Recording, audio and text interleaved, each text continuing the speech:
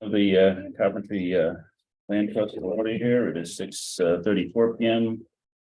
Tuesday, June 20th. The meeting has been posted in accordance with public meeting laws, and our first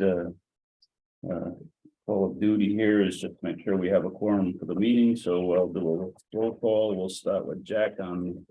Donovan. Lynn Carlson, Glenn Underwood. Linda Brennan, Jenna Odell. Joyce Beretta. Okay, and missing from us right now is Rory Comedy.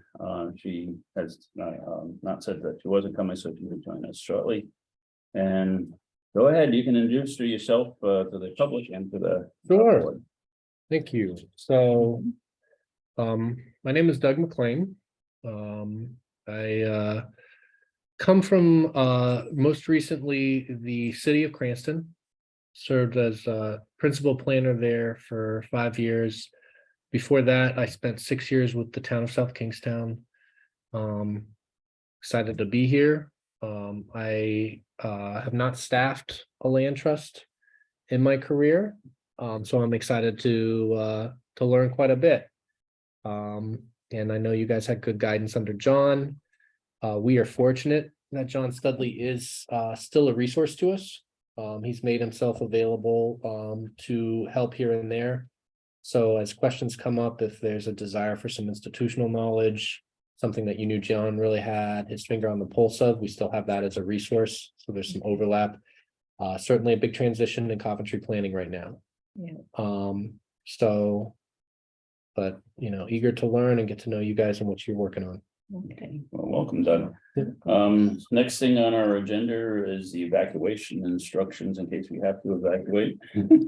Yeah.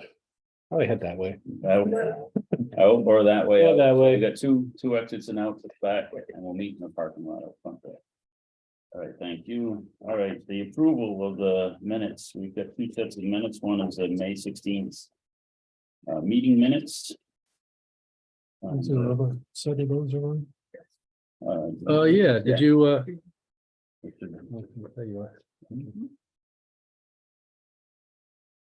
All right, so I hear a motion to approve. They were distributed earlier by Gail, the May 16th, 2023 manifest meeting minutes. Do I hear a motion?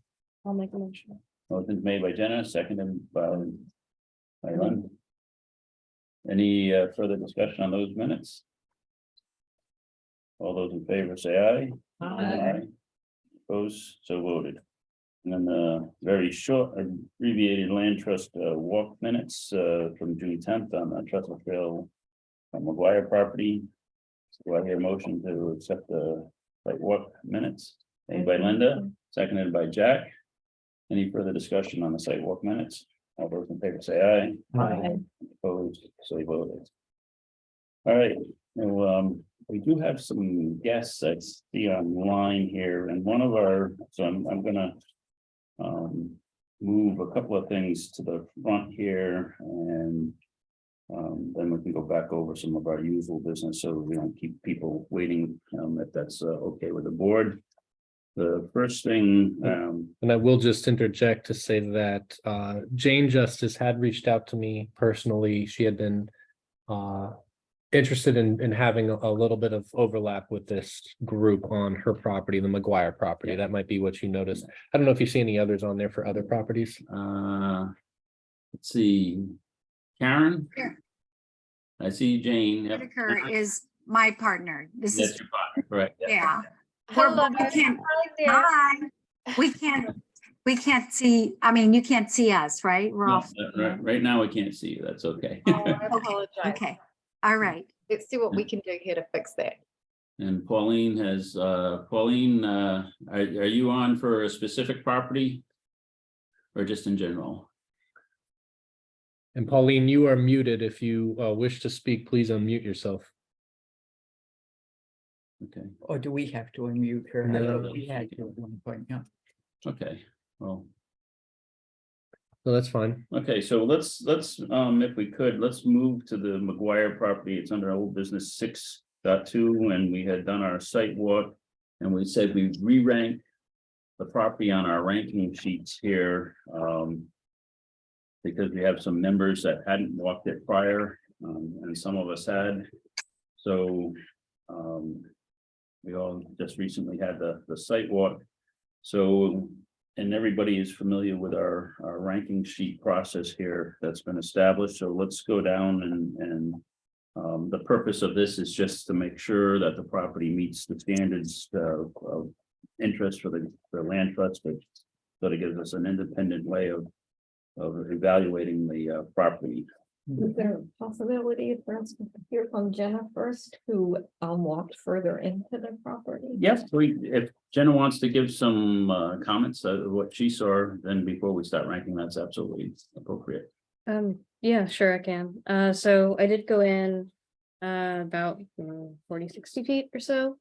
It is dense brush the first like 20 feet, but it's really not as thickly dense, like it's not a thicket. It's just some dogwood, some basswood shrubs, which are very flexible. It's very easy to push past. And it looks like there's some game or human trails in there already that probably could be extended, because after about 30 to 40 feet, it becomes this rocky upland forest with no understory. So it's just trees and pine needles on the ground, very easy to walk through. And I think people would appreciate that aspect of a more dynamic topography, because you really don't find that in Rhode Island. Okay, and Lynn did distribute site maps of the property, and we know it abuts Stump Pond and has frontage on Stump Pond. So from there, does anyone, before we go down the ranking sheet, we'll probably have some feedback here as we go through the various things we can discuss then. So the first criteria is what area of the town it is, and the points based on and how large the parcel is. And this is in central Coventry. That's Rory. Let me see what. Okay, Oops. here's what I found. No, don't do that. Okay, she's Hmm. gonna be here shortly. So anyways, this is in central Coventry. Does everyone agree this is central Coventry, this area? Yeah. Yes. All right, and it's approximately 7 acres. Mhm. So do we score any points based on our point system here? Zero. Zero. So it's not big enough to score any points, so you could. Sorry about that, let me shut this off. If he doesn't keep it. Groundwater protection. It's up against the pond there, so Recharge. Yeah, I'm assuming it's a 1. the recharge area. Yeah. I didn't actually map it, but with respect to that, but I believe it's. Okay, it's so a we score a one. 1. Proximity to other protected lands, greenways, or water bodies. Both, right on. That's a 3 at a butts. It's Yeah. right up against the greenway and protected areas. Ecologically significant habitat. I consider it average. Mm. The Yeah, fact that it's untouched. It's such. yeah, it's untouched, which is nice. It's but thick and it's next to a overgrown. railway. All right, so we Think have about it. degraded, average, above average, or prime. And Jenna, does anyone have any questions? 1 point for average. So 1 point. Yeah, I'd say it's just average. Okay. Mhm. Supports or is capable of supporting rare or endangered species. No is 0 points, no evidence, 1 point, some evidence, 2, and 3 is documented proof. I'm One. not certain on that one either. I'd say either 0 or 1. Could possibly support. could. Yeah. Okay, so 1 point, everyone in agreement, Yes. 1 point. could support. Farmland preservation, and we have the choices of not a farm, inactive farm, active farm, or active farm. Well, one is less than 10 acres, one is greater, Mhm. It's not a farm. not a farm, yeah. Potential to offset impact development of number of housing units possible. So we said it would be possible to. If access No. was possibly to get, which is almost impossible, but it's Mhm. in the zonings there is 3 or 2. I think it's 3 acre zoning there, so we can, it's gonna score on the one pointer. It's can offset 1 to 10 houses. Protect rural character, low, medium, or high. I'm gonna say high because I it's on would the, say high, I would yeah. say high, it's on the pond, it's on the greenway. Mhm, It really keeps that area. So 3, is everyone good with this, 3? Yeah, mhm. All right, provides open space opportunity in a densely populated area. No, No, No. it's not a no, it's densely populated. adjacent to our easement with Nayland. 0 points on that. Historic value. choice. You know, of an Does it- historic, right? Historic? Yeah, Not that I know of. Historic across the Greenway to an Audubon memorial for someone. About the So there value might of be, being next to the Trestle Trail. I mean, that the Vale Road is. I could see something scoring a to 1, explore. okay. a 1 in that area, and the pond itself being up against the pond. Yeah, you could possibly do some archaeology there.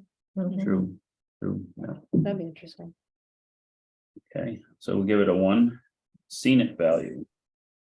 I think it would. So part of it is there a view of the pond from the property? I Yes, didn't get there that is. far in, but yeah. Yes, there is. Okay. You gotta go way in, but yes, when we went further in on our previous walk, you can see. So that's a 3. It's Yeah. definitely a 3, overlooking the pond in the area. mhm, Provides accessible public. Passive recreational opportunities. yes, I can hike through it Yeah. if you don't mind the brush. Yeah, it really isn't But that we bad could brush put a either. trail in there. Yeah. Yeah. I think so. But you can get to it, in a 1 pointer. Consistent with Coventry Land Trust bylaws. I think it's very consistent with preservation of Mhm. property Mhm, and it's contiguous to other preserved mhm. and water, so I think it rates a 3 on that. Mhm. Coventry Comprehensive Plan. Again, that's an area that we're looking to preserve. I think the comprehensive plan would support that fully. That is Okay. supports preserving that. So again, I think that's a 3. It meets Mhm. fully an area. So get your calculators out. 21.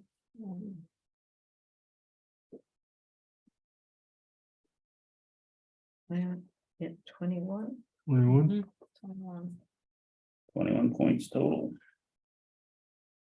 So on our ranking here, projects scoring above 20 or above do consider merit and are eligible for recommendations to proceed to the council, which means we still have some preliminary steps that has to be taken. So does anyone else have any questions on our rankings? Okay, so and the steps that we were working on, and basically was that we rank the property, we know the council in the past has wanted an appraisal, so we can set a, we'll have to hire an appraiser and get them to make sure that the asking price, and the price that it appraises at are in a very similar, because the council will probably not want to go above what it's appraised for unless there's some significant reason to. So the next step, since would be to proceed with bringing an appraiser on board, and I think John had gone out and gotten some insight for some appraisals and has been working with some different, so that may be something that you may reach out to see. But that would be our next step. Now, Jane and Karen, is it okay that we also have to have your permission to have the property appraised? Yes, absolutely. Yes. Thank you for all of this, going through this process. It was very fascinating, very interesting, and appreciate your, just listening to it and being part of it. So thank you. Yeah, to see how the property ranks within the city. So yeah, fingers crossed. Thank you. Yeah, absolutely. you want to have any other presentation or information from them that would help as background? I think in the past, what we've given the appraisers is just that they've taken the property maps and stuff. Do you have anything specific that you want to give to the appraisers, or if they have any questions? I mean, they're usually pretty good at being able to figure, but if they have a question or, is it okay for them to, once we get them on board, and that takes a little bit to reach out to you. Sure, have them reach out to us. We don't have any, I don't know that we have any, but if they have any questions of us Yeah. or anything like that, absolutely have them reach out to us. Yeah, of course. Mhm. Just to clarify, you're gonna send an appraisal out for the property, just as a ballpark, how much time should we be, are we thinking of here, just so we have a guideline? Well, I'll give you our recent experience. Of course, the housing market has slowed down a little bit, but it's still hot, and that was always a challenge to get. So we have a process where the town goes through and they have to make sure they solicit a couple of bids, because this will be less than a public. It doesn't have to go out as a professional service, but they just have to get a couple of bids. And actually, I think John will be able to reach out to, or help you reach out to the companies that we have got good experience with now. So that it will be on their schedule. Some are, free enough that it'll be, within a month. To do that, I think we'd like to see it done as quick as possible. And then what they'll do is bring the appraisal back to us. We will probably have to meet in an executive session ourselves to go over any numbers on that until we're ready to, make a final. And then the next step too is at that point, we've got to come to terms, and then the town takes it from there. And whatever information we have, just for your information, we have a completely almost new town staff, from the town planner to the town solicitor to the town council. So all the procedures that we have used in the past, we're not sure whether the new people will like the old procedures. In fact, the solicitor, has his own set ways, and John, we're working through that as for what format they wanted to see things in. So, Okay. But we know that the appraisal will be the first important key point that we have to milestone to accomplish. And then getting on the town council agenda is not the easiest thing, although we should be by our budget, which is taking up a lot of their time right now. So luckily, the time may be that we will be able to get quickly onto an agenda on the council for their approval or their review. Okay, that sounds good. Thank you. All right. So we will look forward to hearing back from you then, correct? Yeah, well, so person. our next meeting is July, already put it on. Third Tuesday. Yeah, the third Tuesday in July is gonna be our next meeting, so this will definitely be on the agenda, and you'll get a status update, if not earlier, but that will probably be our next action point, because we'll get some opportunity to figure out the process that the town wants to follow there. Okay, July 18th. Okay, thank you. okay. All right, thank you very much. It was nice to see all of you. And thank you, Doug, for your communication, and nice to meet you. Nice to meet you. Yeah, we look forward to something happening down the road. Thank you. Absolutely. Thank you. Thank Thank you, you. everybody. Thank you. Right. Thank you. We'll Goodbye. sign off now. Thank you so much. Thank you. Bye-bye. Thank you. Bye now. Did you have another point, Doug, you wanted to? I mean, learning, Yeah. curious right off the bat, if timing of procurement through the town is a challenge and a time constraint. Have there been any process where the town would select an appraisal, but the potential property owner would pay? Has that been an issue that has been explored by this group in the past? No, generally,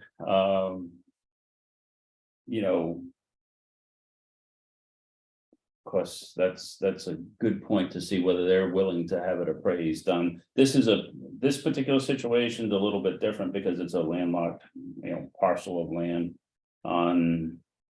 And I think we want to be very careful as for what we do and don't do with those appraisals and how we control them. If someone came with a certified appraisal to the land trust, and said, I'm looking to sell my property, here's the appraisal that was done recently, then I say we could go with that. So the structure, and this is one of the things, because the minute you tell someone, well, you're gonna have to spend $1,000, say $1,000 or $1,500 for an appraisal, they turn, wait a second, I don't even know whether you guys are gonna be interested in the property. We've been struggling on process for, I've been involved for 5 or 6 years, and we've been very much struggling on that process. But all the properties that we have acquired, we have done the appraisal ourselves, And it does not seem as though it's a challenge where you run, I know that this group has a budget of its own, $7,000 from what I understood. It does not seem it's a challenge that you run out of that money too quickly. Do you feel as though that's enough budget to give you the opportunity to pull the trigger on properties when they reach a certain value and interest threshold? That money isn't the problem, it's more about the process of connecting the dots, council interest, and timing of a property owner that's willing to wait around long enough.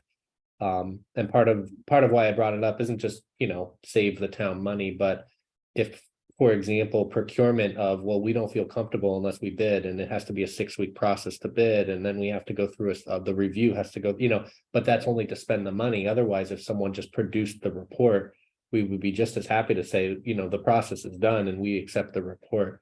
So if it's something that an applicant said, I'd like to speed it up, if that's something we would entertain. Yeah, and I think on people that are generally looking to sell their property, they've already had an appraisal done that are trying to move because they want to know how much, of course, the real estate agents that are handling these things often do their own pricing points and, come up with things, but an official, where we need an official appraisal.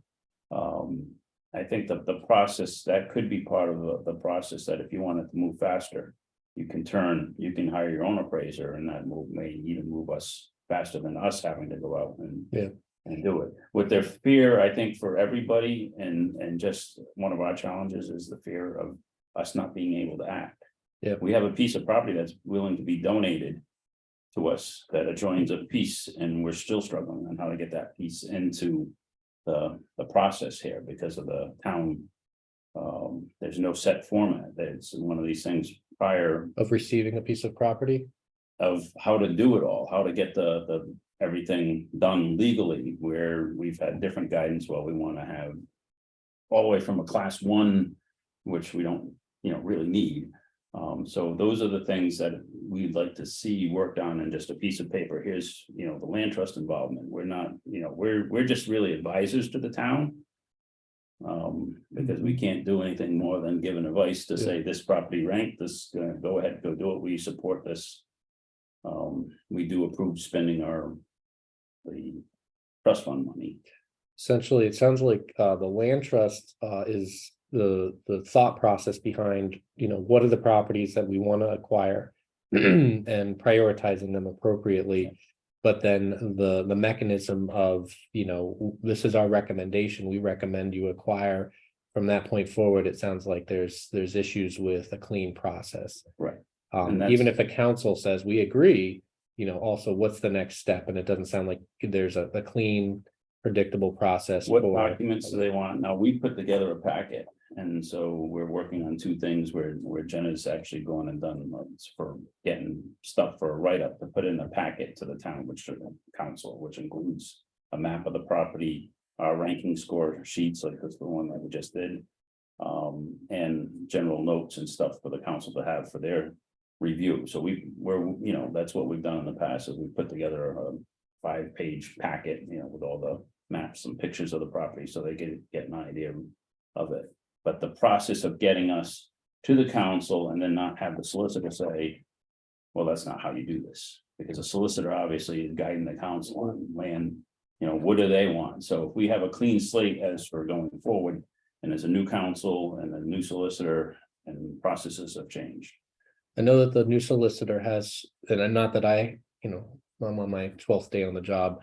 In the brief overlap I've had, I understand that he's very interested in making sure that the way we procure any services on behalf of the town is handled specifically. And so I think that that's a major issue on a lot of fronts. So obviously that will impact, one, how we go about Speed. procuring an appraiser, but also how we go about the process of deciding we want to spend some of that town allocated funding on a specific piece of property. And all the pieces that are involved in that.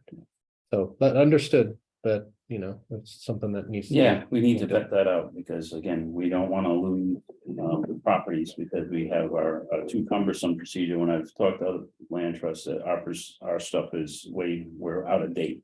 So because in with property disappearing, you need to be able to move fast. We can't have 17 steps or otherwise the members here are going to say the heck with this and nothing's happening. So we need that cleaned up. And that's with a new solicitor, that's great that if he's willing to also step in and get this is what we need you guys to do. And the rest is town department stuff doing. Yep. Yeah. Well, it's worth exploring. Okay. It sounds like there's multiple steps. Some of it is procurement, selecting an appraisal. I mean, oftentimes appraisals are an interesting thing because you don't pick your appraiser. There's a randomized, process of an appraisal by on purpose. So it'd be interesting if we could find a way to have, work with a service that has a list of pre-approved, that they've been vetted, that we know that, in a sense, the state has a master price agreement Right. for consultants that can work as a sort of, we've been pre-vetted. I wonder how that would work in the equivalent for appraisals. And then obviously part of it is even after you have procured whatever services you need, there's still the process of actual acquisition. And it'll be interesting to learn a little bit more about that. Thank you. Okay, so yeah, I think that's going to be your first challenge, just learning the process of the appraisal, because that's something that we've been told that is key for the council, that they are not gonna take our word that it's a good deal. Which is understandable. Well, I An mean- independent piece of paper backs. And obviously despite any of it, you need to, anytime you're gonna spend town resources, you need to have like a very solid paper trail. Yep. So obviously it looks like you guys are doing it with your prioritization process. But then, knowing that the price point we would pay is the idea that we essentially, the appraiser comes out, they give a price point, and does that essentially establish the baseline price, or is there a process beyond that? I think that's gonna establish the baseline price unless we have a strong argument that there would be something that there would be a dollar value higher than what and so here's the common thing that needs to be discussed. So the appraisal comes in at X dollars and the owner wants X plus 5. That would maybe go back to us as a review saying, we'll recommend to the council the X plus 5, but here's our reasoning for it. But other than that, I don't feel comfortable going higher than what something's, being appraised at. I think that can get ourselves into a dicey area unless there was a real significant reason that we felt that the appraisal needed the +5 or whatever. I can understand that. I mean, it's, obviously sort of entities that are recommending the spending of town funding, you need to know that there's some level of fiscal prudence, that there's a goal to, we want to acquire properties, but not in a way that's not financially responsible. And obviously the council has the ultimate decision, but it's helpful if the land trust is there to sort of, if we need to go over a certain price, then there should be a good justification. If there's not, then the answer is, this is the price. Understood. All right. So that takes care of the Maguire property. Just jumping back on various things here. Let's see.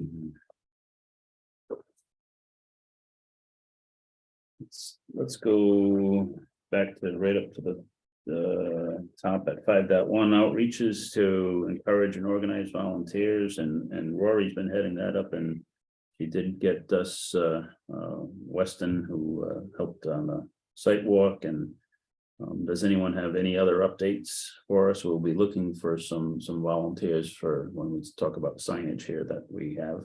Yeah, I've been thinking about this. So I've got a few thoughts. Yep. The first is the Rhode Island Land Trust Council now has like a kind of volunteer database where land trust can say, hi, we need volunteers to do whatever. And you need to submit your contact name, project description, the dates you need the work done, the number of volunteers, the time the work will take, and can we provide tools and materials needed, like gloves and such. Mhm. And then on the flip side, for volunteers, they have a form saying, do you want to volunteer? Fill this thing out. So I think we should submit some projects to that, like the signage, Yeah, because that'll be a good opportunity, yeah. yeah, because that would just be great. Like Rhode Island Land Trust Council is very active. And some other opportunities I was thinking of on the biology side would be a few different things. So one is some point counts, which is a birding thing. Stand on a point, you listen to all the birds you can see and hear within a certain radius. We write those down, we submit them to eBird, and that will help us get an understanding of the bird communities at different points of time during the year, at different sites during the day, things like that. Because some sites have eBird lists, which are nice, but some don't. So that's kind of not helpful. Just to get like an idea of what actually is there. Bowdoin could use some invasive plant removal. Stella Hall could use turtle nest monitoring, which I think is a little bit too late, because yesterday I found 20 preemptive nest sites, or sorry, no, 10 preemptive nest sites, 10 actual nest sites that had since been eaten by, I think, a raccoon. Like the eggs were still wet, it was fresh. And we should submit information on land trust days to the council, because the council would like information on that, was in their email. And I'm also thinking, and this is something Rory would probably be interested in, youth volunteers doing like vegetation surveys in a given area, like what kinds of shrubs and things are there. I can educate them on plant identification, but even if we just get an idea of like grass here, tree here, that helps. Mhm. That helps with habitat. Could also do like insect sampling, owl counts, lanternfly lookouts. And then on the not biology side, I was thinking some histories of each property would be nice, like for the website, because I've heard some interesting stories about the properties like Stella Hall and being iron smelting is how it got created. I don't know. But I think it'd be cool for someone to look into that if they were really interested in local history. Okay. And then we reward them with stickers. Yeah. Okay. I found Sticker Mule. It's a website that makes them. It's $60 for 50 2-inch stickers. 2-inch square, which is pretty nice. Yeah. And that way people get to partake in scientific surveys.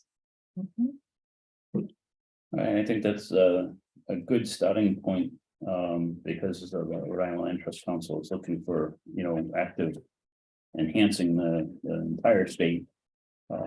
So I think that's a great place to at least put our request for help and let them know what we're doing. So, and we will advertise for our land trust days. It's almost time to submit our write up to them for since we're getting 3 months or so out from the 4 months out from the event. All right, that's great. I think that is a very viable location to start with. So should I submit some materials to the land trust? Yeah, absolutely. And I think if you can keep an eye on any activity there, do that. That's great. I think does anyone have any other comments about that? Okay. Those are all very good. Yeah. Website page update content. Do we have anything new? We have Cody here, so Cody we have a with us. question. Cody on the spot. Here's a Put up a new Bowden map on the website. Okay, that's up. So it's thank you, Cody, for doing that so quickly. That's great. Appreciate it. And those maps are very helpful. Okay, anything else that you update on that? All right, important calendar dates. We know we got the fall, October. Turn on my calendars. So 14th, 15th, 14th. 14th, October 14th is our next, and that's the land trust days themselves. What is that? So our event each year in the past, for the past couple of years, we've taken one of our properties that the land trust acquired and use it for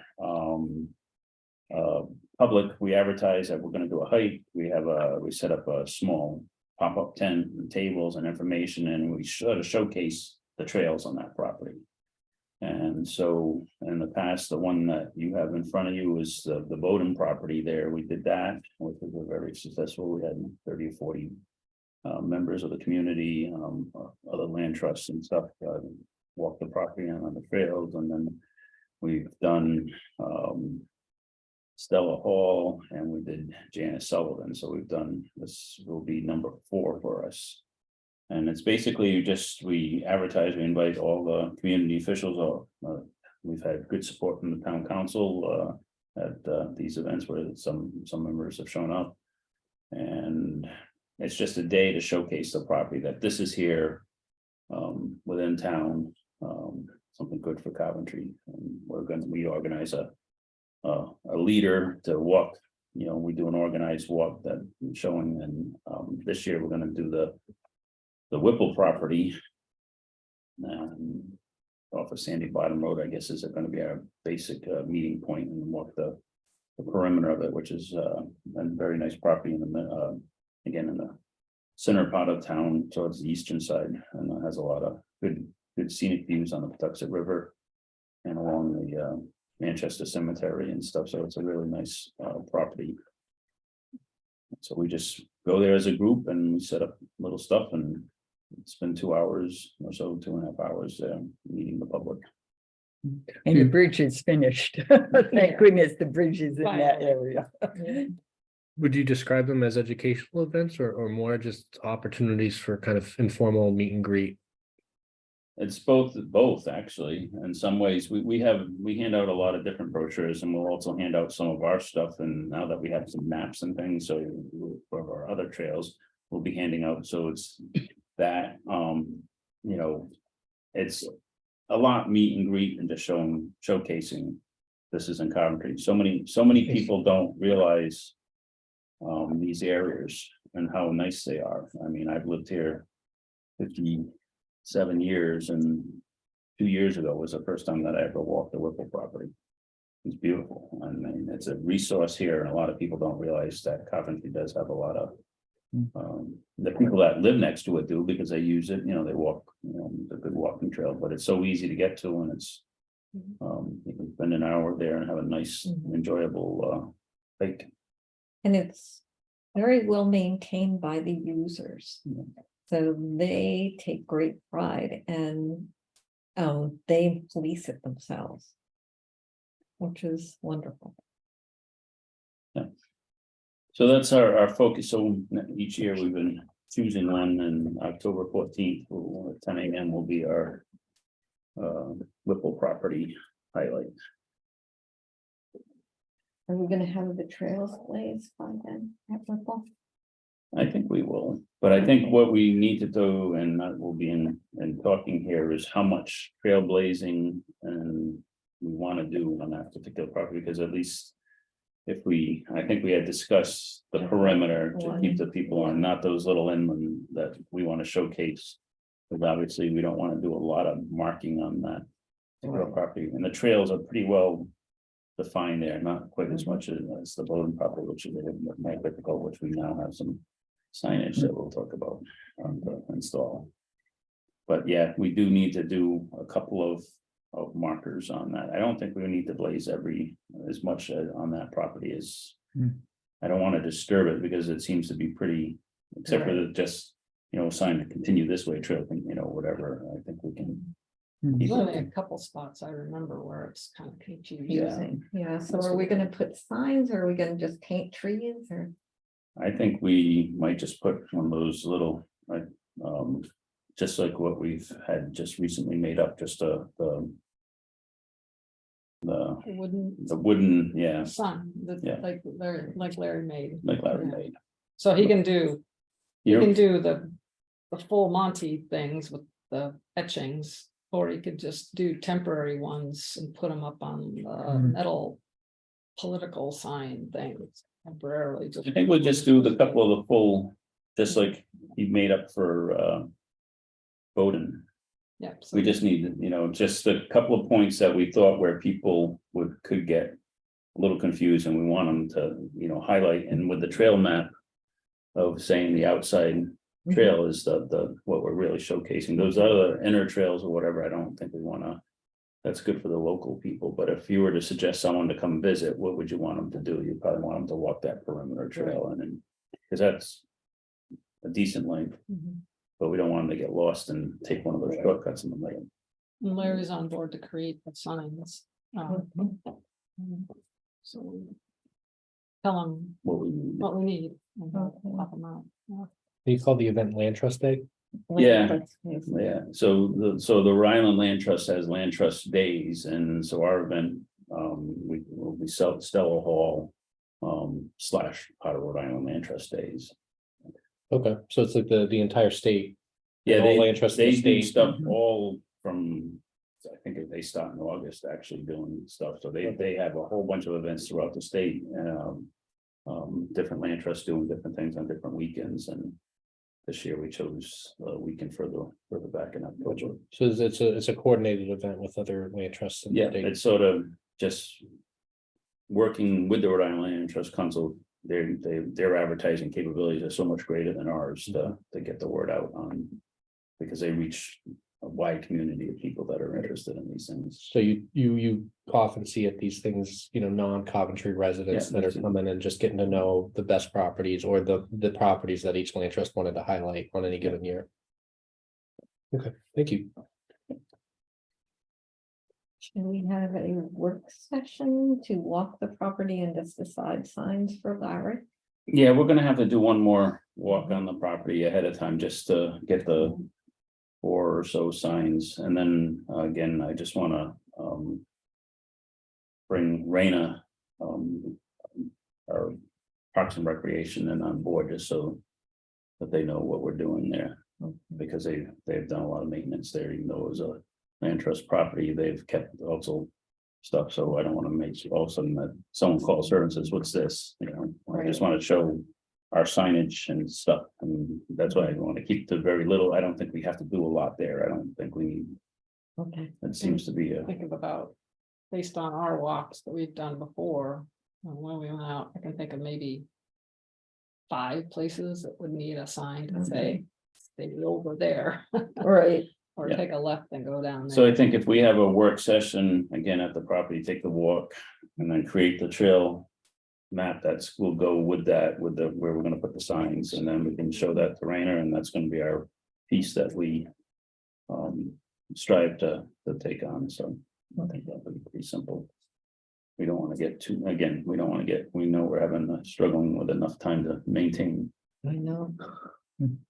All right, moving on. Anything else for calendar dates? Potential properties of interest. Anyone have anything that has popped up to them recently? Oh, okay. Grant opportunities. Rory had sent that we did not get the grant that we had applied for. But we'll continue trying that. So anything new come our way? Nope. Okay, Are most of the grants for property acquisition, or do they often serve other purposes? well, we've seen grants for a whole bunch of different, things. A lot of it obviously is for property acquisition. Some of it's for certain specific projects on a property, not operating expenses or anything like that. So a couple of areas that we've been, looking to do with the properties, the toughest thing about the properties, you have to have the project lined up, and we've gone through the state to the Rhode Island DM, that they helped us purchase the Janice Sullivan property, with that, but we had that all lined up, and the landowner was willing to, wait on the timing, because there's always timing with the DM and the state of Rhode Island on that. There's a whole slew of grants that are out there, but our biggest challenge is actually having a specific project that they can actually fund, and I think we're lacking a little bit on that, just on, this fishing game. So if you're doing something, or there's a lot at the federal level, there's a lot of other organizations that are doing that. I think our challenges is that we just haven't had the ability to reach out enough to come up with a specific project for funding. I have a project, actually. Oh, here we go. Yeah, this is also what I was thinking about. Building a website. Like not just a page on the town, but an actual website where you could go and see like different things about the properties. Maybe we could link an eBird. And of course, we need the towns and our approval on it, but I think if we can like hire someone to build a website, get grant funding for that. Or have volunteers from the high school who really like computers to do it. Yeah, and we Could be had something. talked about that as a possible opportunity. A long time ago, when Dennis and I met with Craig when he was superintendent. Now I guess he's assistant superintendent. They're about getting the school involved in their technology side, of giving them the opportunity to, come up with things that they could do. Especially since now they're, we're pushing them at such a younger age to get involved with things like websites on that end. And also, it also reverted to the other side of, having the people in the shops and stuff that are doing those things to be able to make stuff that, if we wanted a bench or whatever, that, we'd give them some of the supplies and stuff, or get donations for supplies, and then they can make it. But I think that's a great opportunity to pursue with the schools. Now that we're back out of COVID, we were working really well right up to COVID, and thought we had an in, and then COVID came, and of course, they, we weren't gonna be able to go in the schools, but now maybe this is the opportunity to, during summer break here, reach out to the school superintendent. I actually met with the environmental science people there a short time ago, so. And they're very interested in, I think, in being part of the community. So why don't we reach out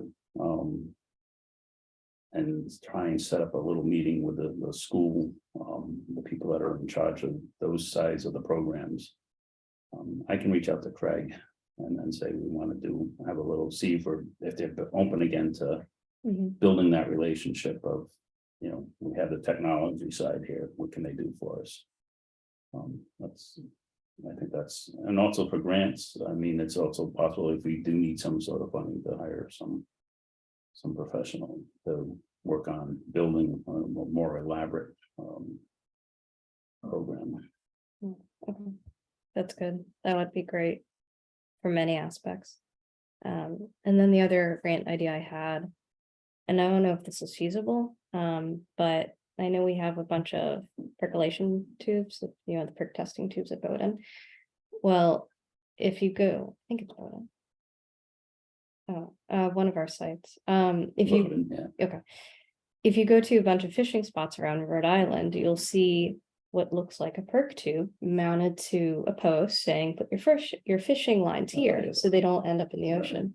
And I was wondering if it would be possible, and this is something I could ask my boss at DEM, because I work for marine fisheries, about transforming perk tubes into fishing things. Whether they can use them, Yeah. because then we can get the tubes removed that are probably that we don't want. Yeah. But they don't get thrown away, they're used for. Exactly, and used to help keep plastic out of the ocean and stop ghost That's a fishing. great idea. I like that.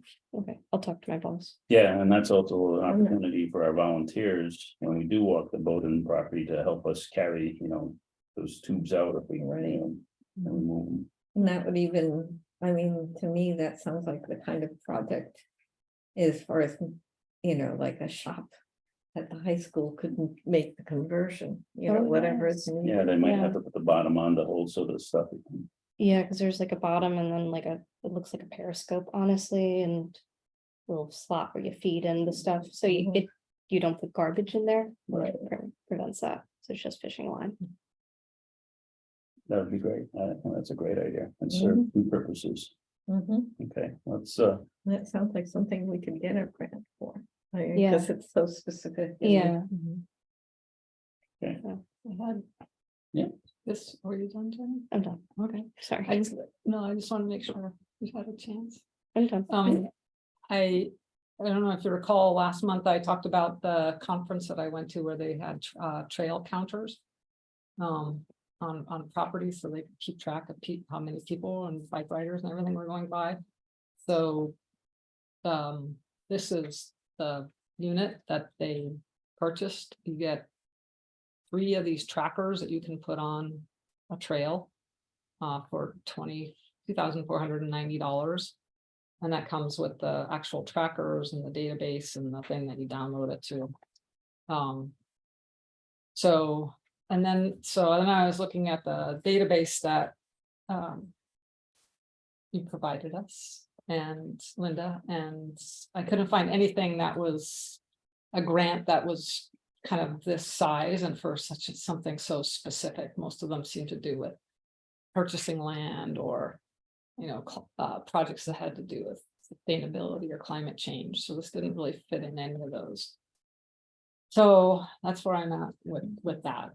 But so if anybody finds out anything that's a small purchase, yeah, we're looking technology. at $3,000 for hardware to buy this package of these trail counter things. Okay, so keep our eyes open for a grant in that Yeah, specific area. and I don't know if this is a Rhode Island Foundation thing or a Pell, not a Pell grant, but I just don't know. But none of the ones on the site that you gave seem to fit. They're much larger things. But well, at least I'll start there. Okay, Yeah. okay. Okay, So that's where that is. good. Anything else on grant opportunities? All right, Grassett property, schedule work session and a rain date. This is the one where we wanted to take a walk on the property that we recently acquired to start developing a potential trail system network, and we didn't want to schedule it with the other one just because we don't want to conflict. So anyone got some opportunities that we want to do Saturday or Sunday morning walk to go? Probably take about an hour and change to walk the property.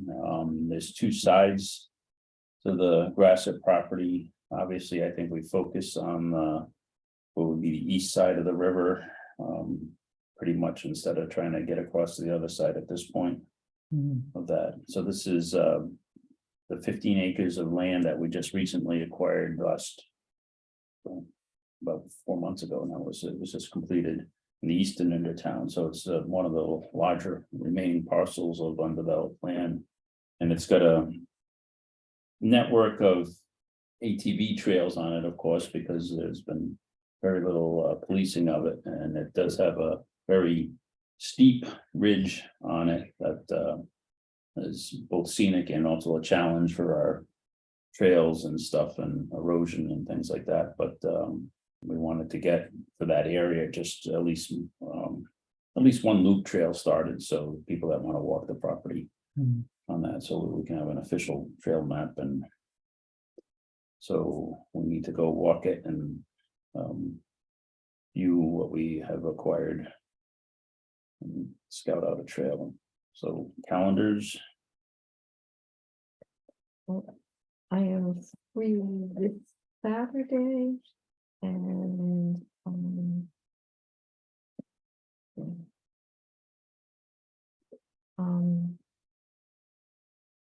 probably next weekend with 4th of July is not the greatest time, but I'm free the 8th and the 9th of July. What's that? July I'm 8th. free all Awesome. Saturday right now. July 8th. It's my birthday. Oh, you can't ruin your birthday with a what? No, I have to be at work at 11, that's That fine. day. Yeah. So but anytime before 9:30 would be fine. if we did an 8 o'clock again, I think that in the July is better that we get out early. Yeah, oh yeah. Mhm. All right, so July 8th, at 8 a.m. That will be the Grassett property work session for trail review. Are we gonna do the 9th as a rain date? Can anyone do the 9th as a rain date at 8 a.m. also? Hmm. I don't know about the rain date, but 8. Let me see. Okay.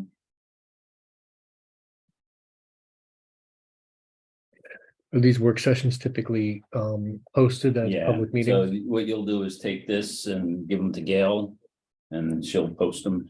Yep. Okay. Yep, so the 9th, I'm also free.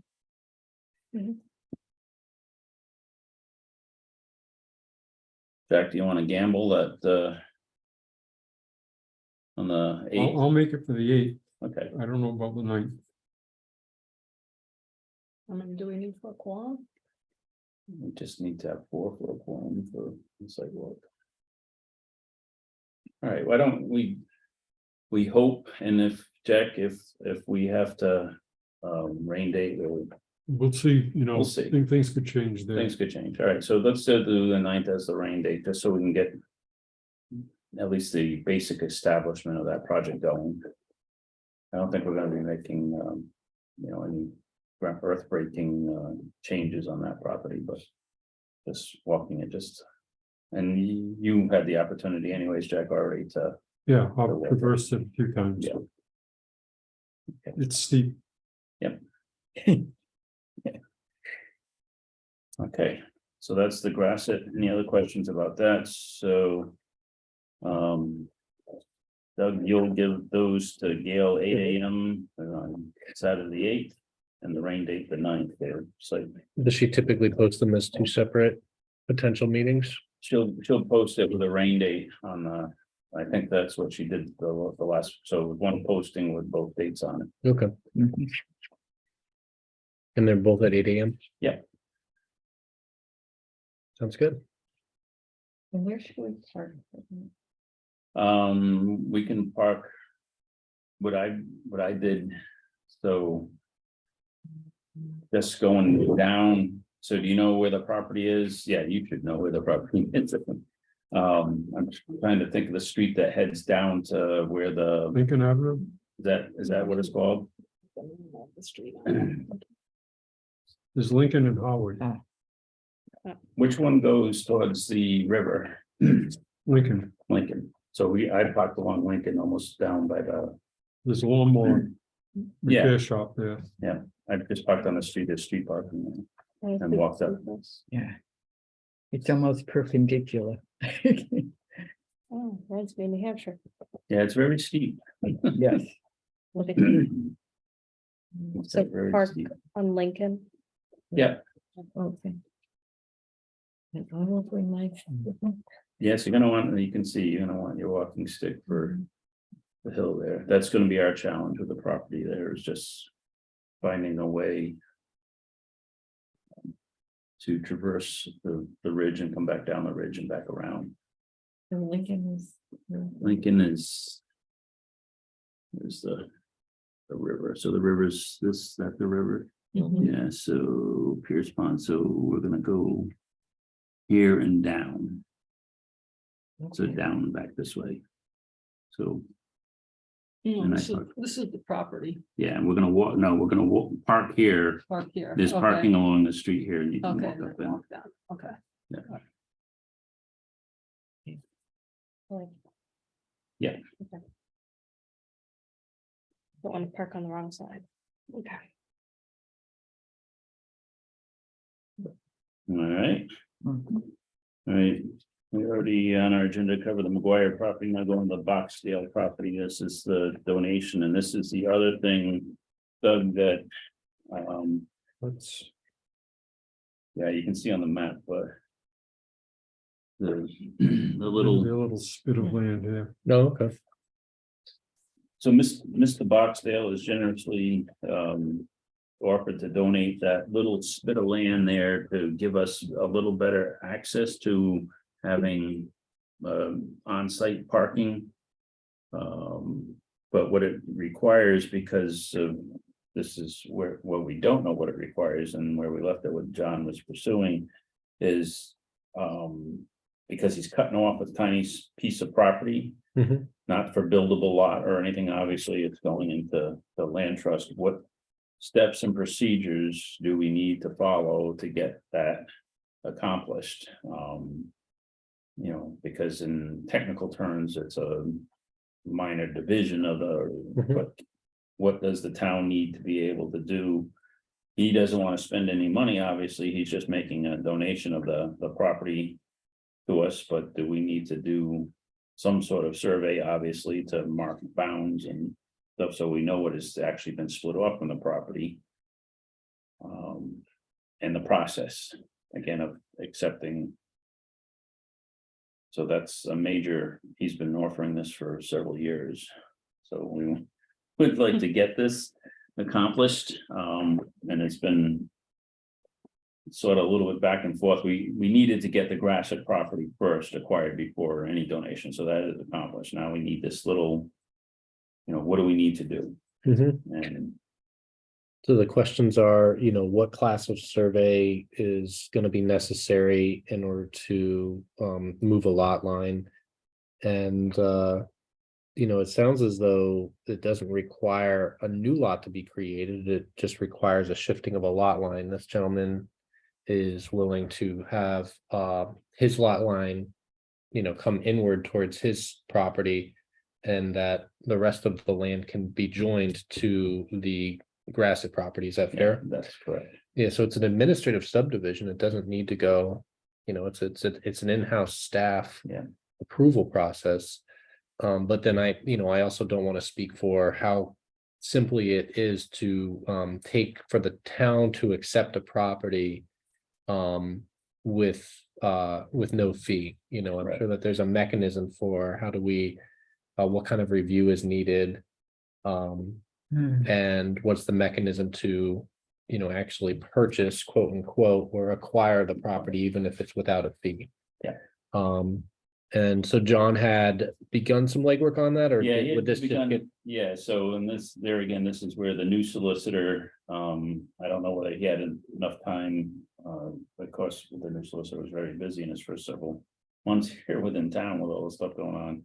But this needs to be put forth, and then we need to get Mr. Boxdale, in the same room, understanding this is how it works, because obviously before we start trying to do any administrative, he's gonna have to sign some sort of agreement that similar to a purchase and sales, even though it's a donation, saying Yeah. we're locked in as this is what we're doing, so. the Sometimes specifics- often there's like a $1 Right, transaction.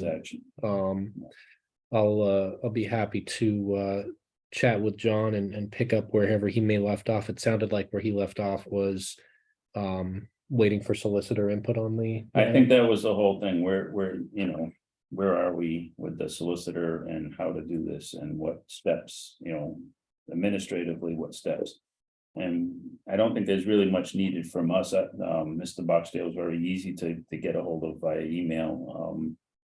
And again, I haven't had a conversation recently with him, but 2 months ago, he was looking for an update to see. There is the dam, that was a concern originally, and is that part of No. the box go? It's not going to be. We stayed away from, we only wanted a Yeah, little isn't it sliver right of there? land, the town No. does not want to have it. We don't have. anything to Does do with does the current Grassett property have access onto a public right of way? If you look at the very front of the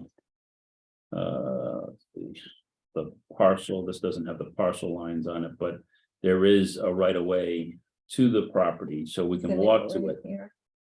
It's sort of, And then, let's see, Full tail.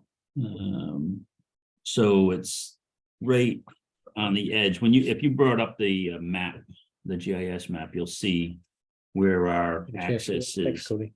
is right here. This little sort of carve out to Yeah. the right there. Is it right here? Yeah, this going in. And then is this, That's a house. They're Yeah. using the right of way. They've been, 1896 driveway. lot 11. and lot who is 15. this happen to be the Boxdales? this over here is Boxdale. So this is what he wants to give us. So what we can do here is we can drive in around. He's got a nice driveway right here, or a road that goes to this area, which is all set up for perfect grass I can parking. give it to you. So this little sliver is all we're looking for. Yep. We're not looking for any part of any of the rest of the property. It's more so we didn't have to use this guy's driveway is right there, and he's been using the right of way. We just wanted to be able to come over and drive over here to this area. So this little tiny bit, yeah, right in there to right there. So this is essentially, that's- if I was to map out the piece of land that he wants to give, it's Yep. something like this that. one. And then there's, what's the improvement that's with, it looks like maybe a Those fence are with some trees, yeah, that was an old foundation. Now there's trees. It's like, It was a small tree farm at one Yeah. time. It looked like. There's a retaining wall there with steps going up to where Yeah. there was a duplex, mill house. so Cody's got so here's if you can bring it to this slot here.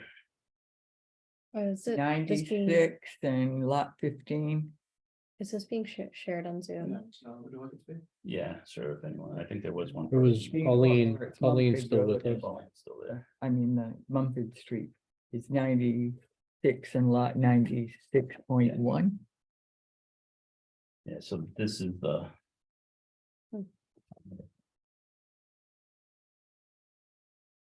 That's the So this, property we own. right, so this was the. Yep. The old, and this is what we want to be able to come right in like this and then loop over right here is the. Understood. On this, so it's only a little tiny bit of the, So yeah, 25 the by Boxdales 125. own a large part of land. Yeah, yeah, it's just that little corner. yeah, Boxdale owns the other. We're just looking for this little corner so we can drive. He's got like a driveway that sort of is right there and perfect for.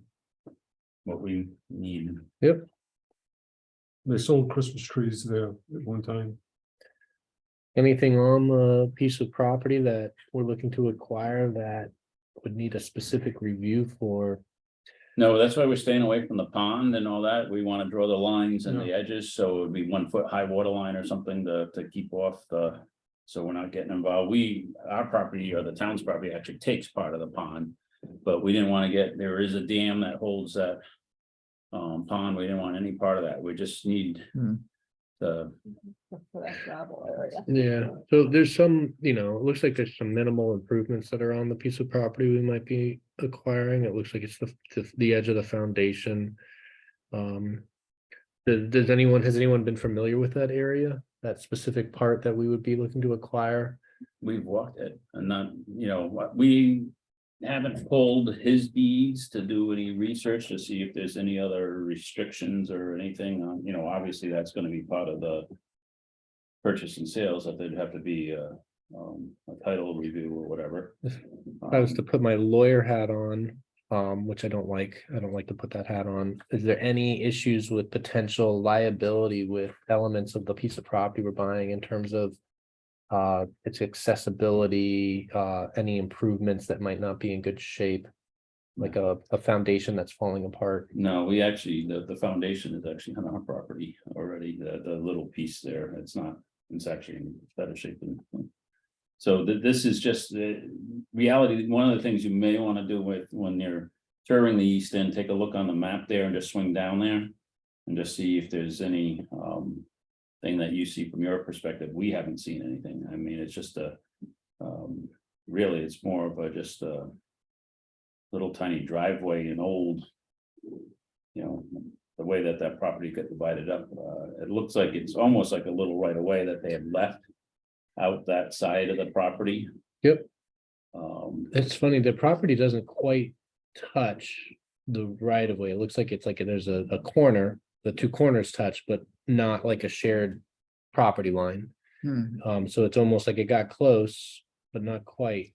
And yeah, then, of course, and we know these drawings, the town things are off as for actual mhm, surveys and stuff, but I think the best thing to do is, number one, first take a look and see what the process And then number two, then we're gonna get into have to, Well, yeah, see if there's any other technical aspects of the project. There's none from our point of view. Yep.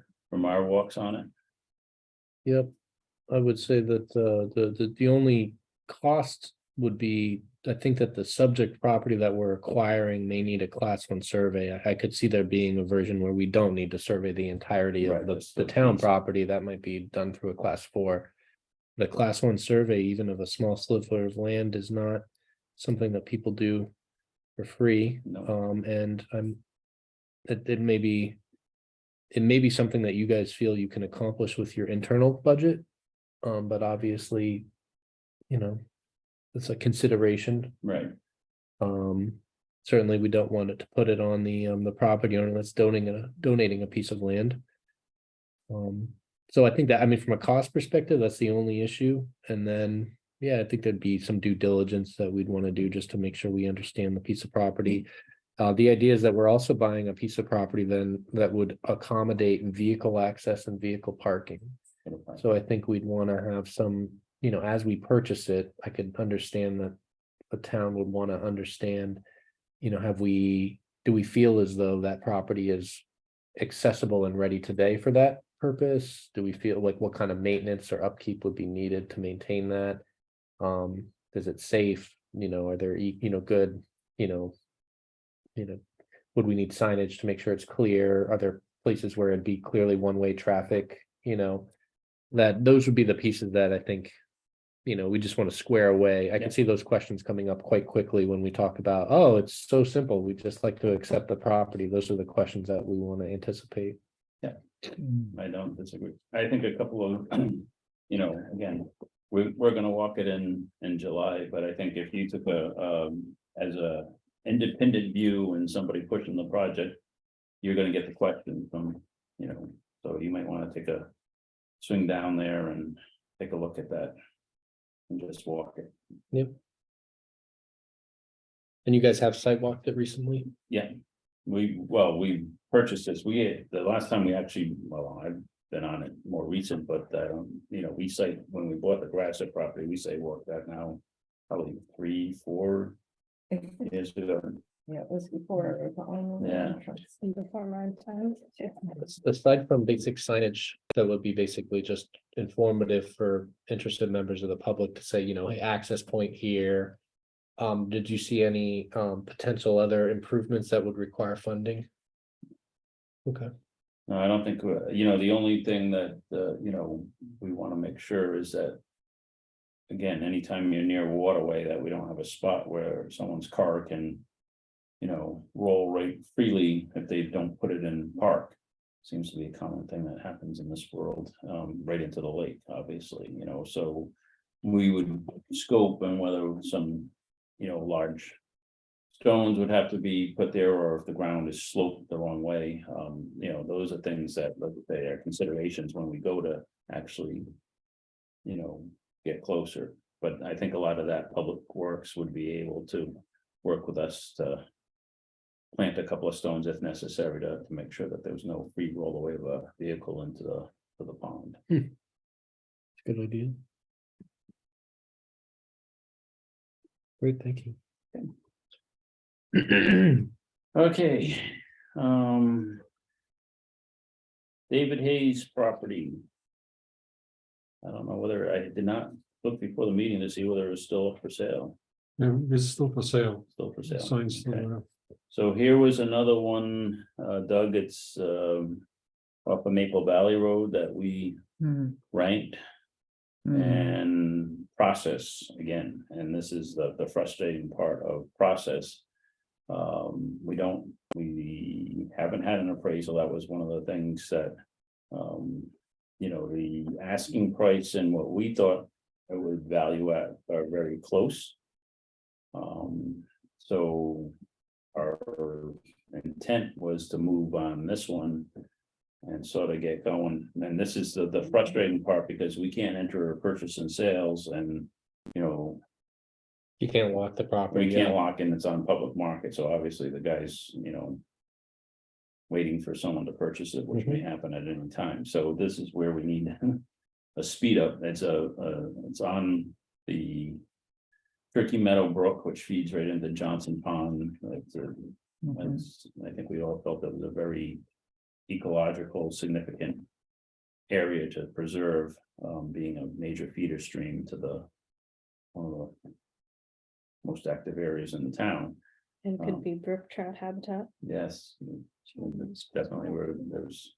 So another one, to your understanding that John began some legwork in the feedback. They was- began some legwork and we just need to see how quick can we move and, we have the money within our budget already for the purchase, but getting the appraisal and getting everything done and the steps to have this happen. So, obviously, we don't want to lose this property. We could lose it tomorrow, though. I mean, there's nothing tying us, but, I think that's the point. How do we get this? We've already walked it. What else needs to be done? From our point, we said, go ahead and get an appraisal. It's a vast little brook that would hold trout, Mhm. and the state was putting in fishing sites in South County, I know. So it would be that sort of property. You had a good map of the brook running through it. It curls through the site, not a lot of acres, but right on the road versus having to go through Bowden to see the brook, that's deep in the trail. So if you could again see, Yeah. again, it's on public market, so what can we do to? And Mr. Studley had all the background on Yeah. it, and the last you left it was he was exploring it, and his I think feedback we had was. left it, and correct me if I'm wrong, that we wanted to go to appraisal, but to get all the pieces tied together to lock the landowner into. Again, we don't want to spend money on an appraisal and get that done in there, we need some sort of, Oh, I understand. you You need a mechanism in which to you hold can- the property for you can- a short yeah, time. in which you can essentially have a purchase and sales or the equivalent of where, the selling party will wait and give you a set amount of time to see if you can get to a closing. Yeah. Or at least in this case, I guess, because you're waiting on an appraisal, essentially you need to know that you're locked in on price. And in this case, you thought that was close enough where that wouldn't be the issue. Yeah. Okay.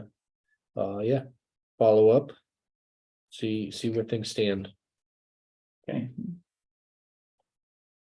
All right, Mende property. This one was development rights property that we did a site walk on probably not a year ago, but early last fall, I think it was, or maybe late last fall. And it's a piece of property in the center part of the town that the owner is looking to sell their development rights on. Cody, can you bring up 120 Town Farm Road on the GIS map?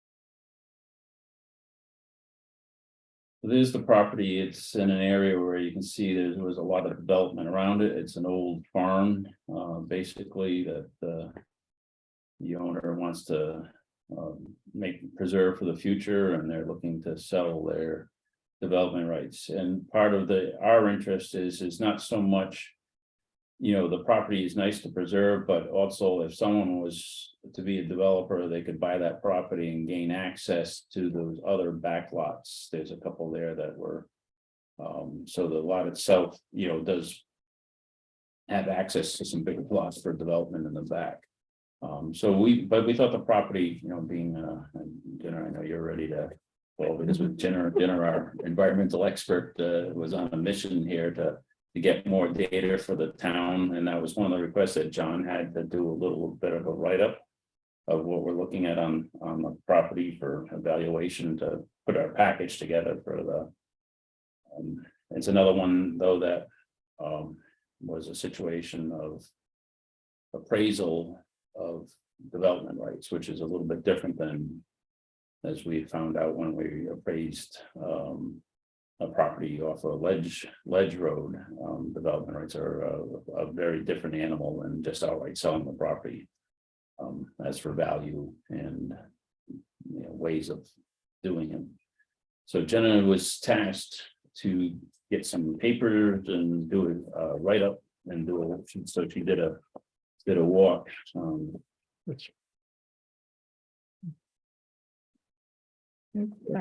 got one extra here, so, of the property, and this would be for putting in our packet to go to the town as for why we're interested in this. Yeah, so I met with Mr. Mende on the 1st in the morning. And he gave me a tour for about like an hour and a half or so around the whole property and showed me the various habitats. And so this is just my summary of it. It's not the full report, well, full mini report I did for the properties we already own. Just because we don't own it yet or own the development rights, but what's interesting about it is it has a lot of different habitats. So we've got some upland forest, we've got a brook, some ponds, a little bit of like shrub area. And what that means is all sorts of different creatures would be using that. And what's also nice is they are certified by the American Tree Farm System. So this is a very well-respected certification. If you drive into the property, there's a sign that says tree farm. What that means is it means that it's a working tree farm. So they are logging, they are harvesting, but they are doing it in such a way that benefits the health of the forest. And foresters, contrary to popular belief, actually work closely with biologists very often. And so it ensures that when they are doing their forestry work, that it's a benefit to the wildlife as well, and just to the property as a whole. So. Cody, would you mind bringing up a recent aerial of that property? Where is it? That one. The one we're looking at, just yeah. turn on an aerial.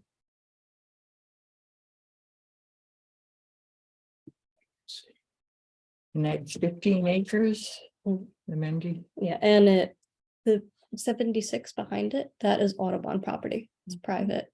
And by being connected to it, that encourages landscape connectivity. So wildlife like frogs and deer don't go right from a property to the road. They have more land.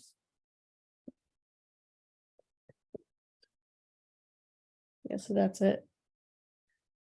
So the center is that developed area with the house and kind of old farm foundation, and the western portion is this nice eastern white pine stand of various age classes. So you have different trees at different ages that provide some structural complexity for the area, which is wonderful for the forest and for the wildlife.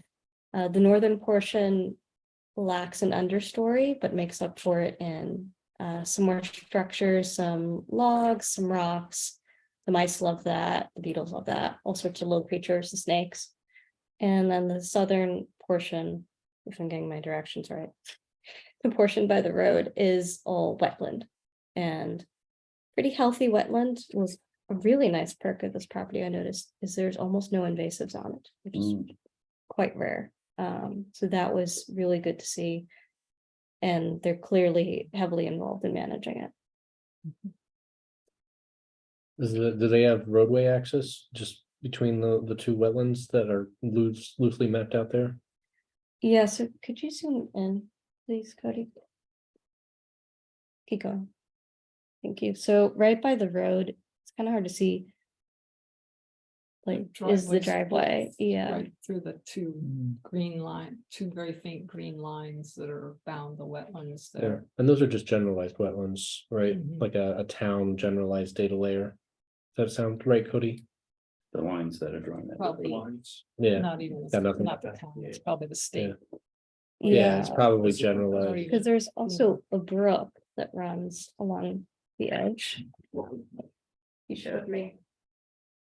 So there's a brook that goes here Mhm. and all the way here. There's a nice little pond here. And, sorry. Oops. Don't touch.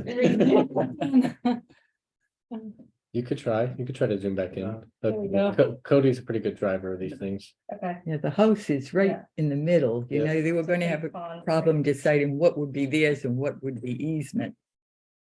Glenn had told them to think about that. You know, they aren't going to have an easement on the house area, but how much do they want?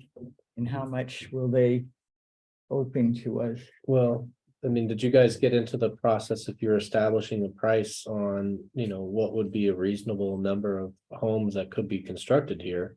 Based on the other existing constraints, obviously, the constraints are, you've got a wetland complex on the property. Mhm.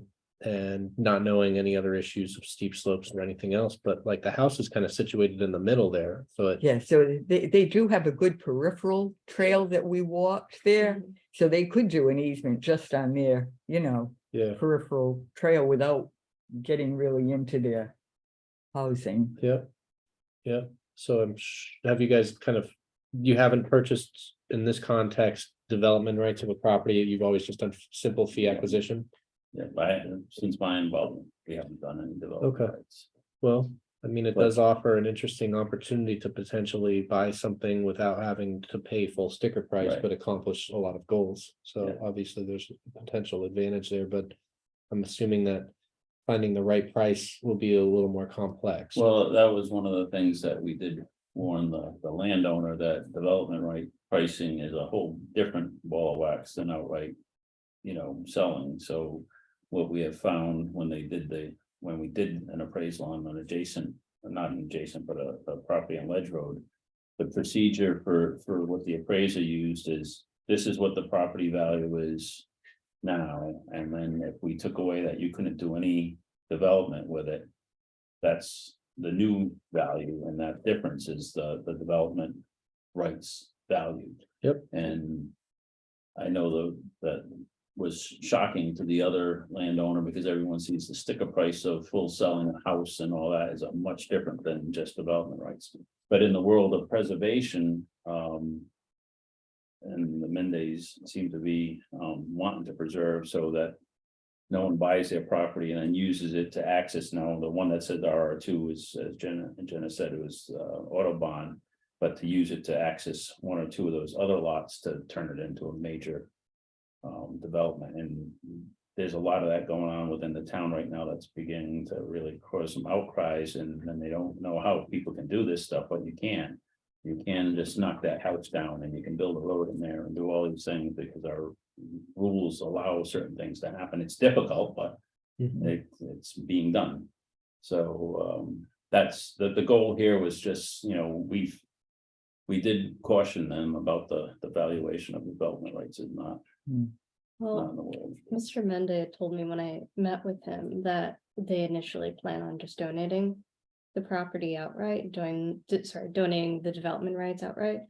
And then they realized that, they could get a little bit of support, which would just help them. Maintain them. Yeah, help with the maintenance of the property, but he was interested in moving this along, Does he live in the property there?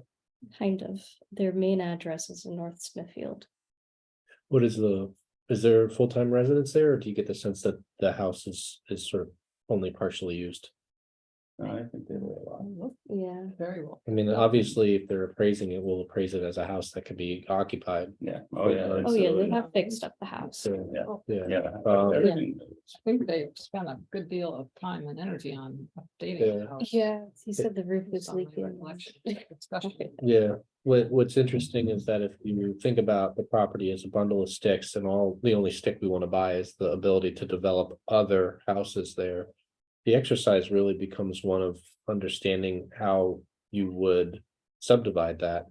And there are challenges there, because you don't subdivide that parcel of land without putting in a roadway. The roadway itself, and all those cost considerations. So what I'm really curious about is when an appraiser is tasked with this, if they go through that exercise of a yield plan for the property. Would they choose to say we were going to remove the existing house from the yield plan because it's more effective for us to do a little cul-de-sac, and where the house should be a road, and we pull all these little lots off? I'm wondering how far down the path they do to assess that value. As part of their analysis, but it totally makes sense to me that certainly the property value is no higher than what the market would yield for a free acquisition. It's certainly going to be much less than that. But I wonder how far they go down the exercise of, oh, and then to get an extra lot here would be a variance. Well, a variance is not something that's assumed to happen. So how do you price that? Well, we have the appraisal for the ledge property. So we could look at that and see how. I think they looked at the same thing, the yield, how many houses and stuff. And it was the same scenario because on that particular property, the driveway, which was the old ledge road, would have to be turned into, if you were to develop it into a town road. So how far the appraiser goes into saying, well, you'd have to do this, this, and this, and go through all the town approvals is very, so I think that the methodology, though, of saying the value today is this, and then if we said, we took your development rights and maybe you were able, because of zoning or whatever, get 1 or 2 lots there, your road frontage doesn't, is non-compliant. But if you look at the other path that goes, you can see somebody left the right of way road going beside them up to the back, which would be the northwest corner there. There's those potentials. I think, again, the appraiser's gonna take a look at those things and take note of them. I'd say Yeah. that. Cody, do you mind going to the strip of land? It's presenting itself as a little skinny lot, if that's town owned? This? Nope, Or yep, that, And it looks like an old right of way.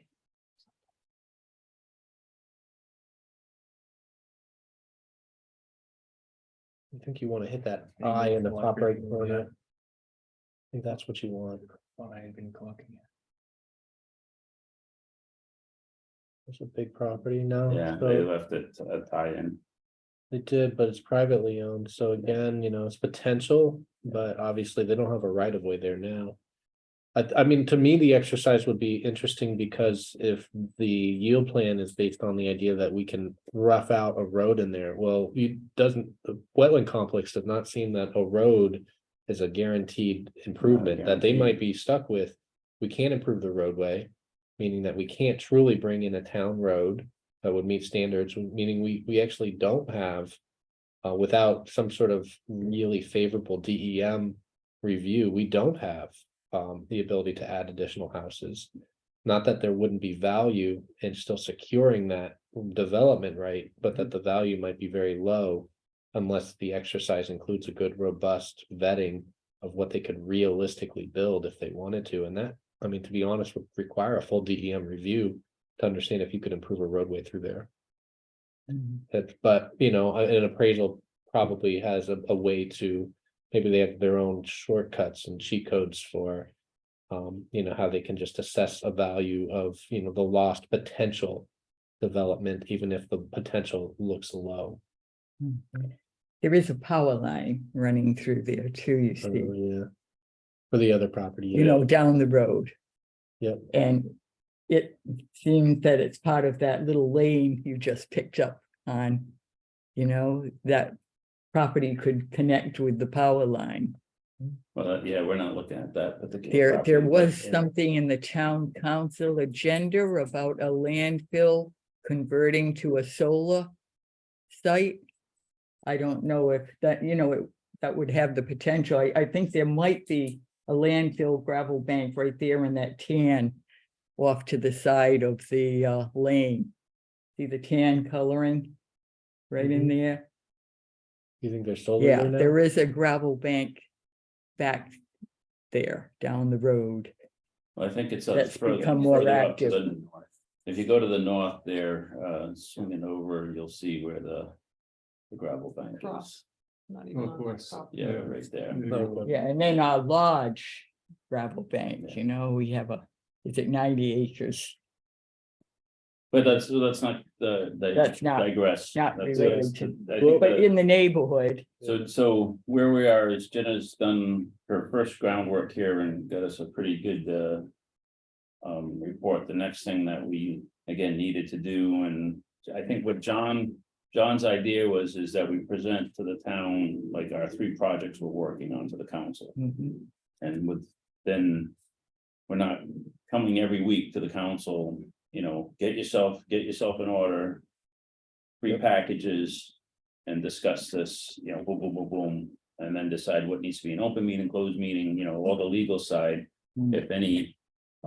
So we can get them up to speed and then, obviously that's, Yep, and I'm counting 4, if I've got it right. if you count the other. Yeah, so Maguire,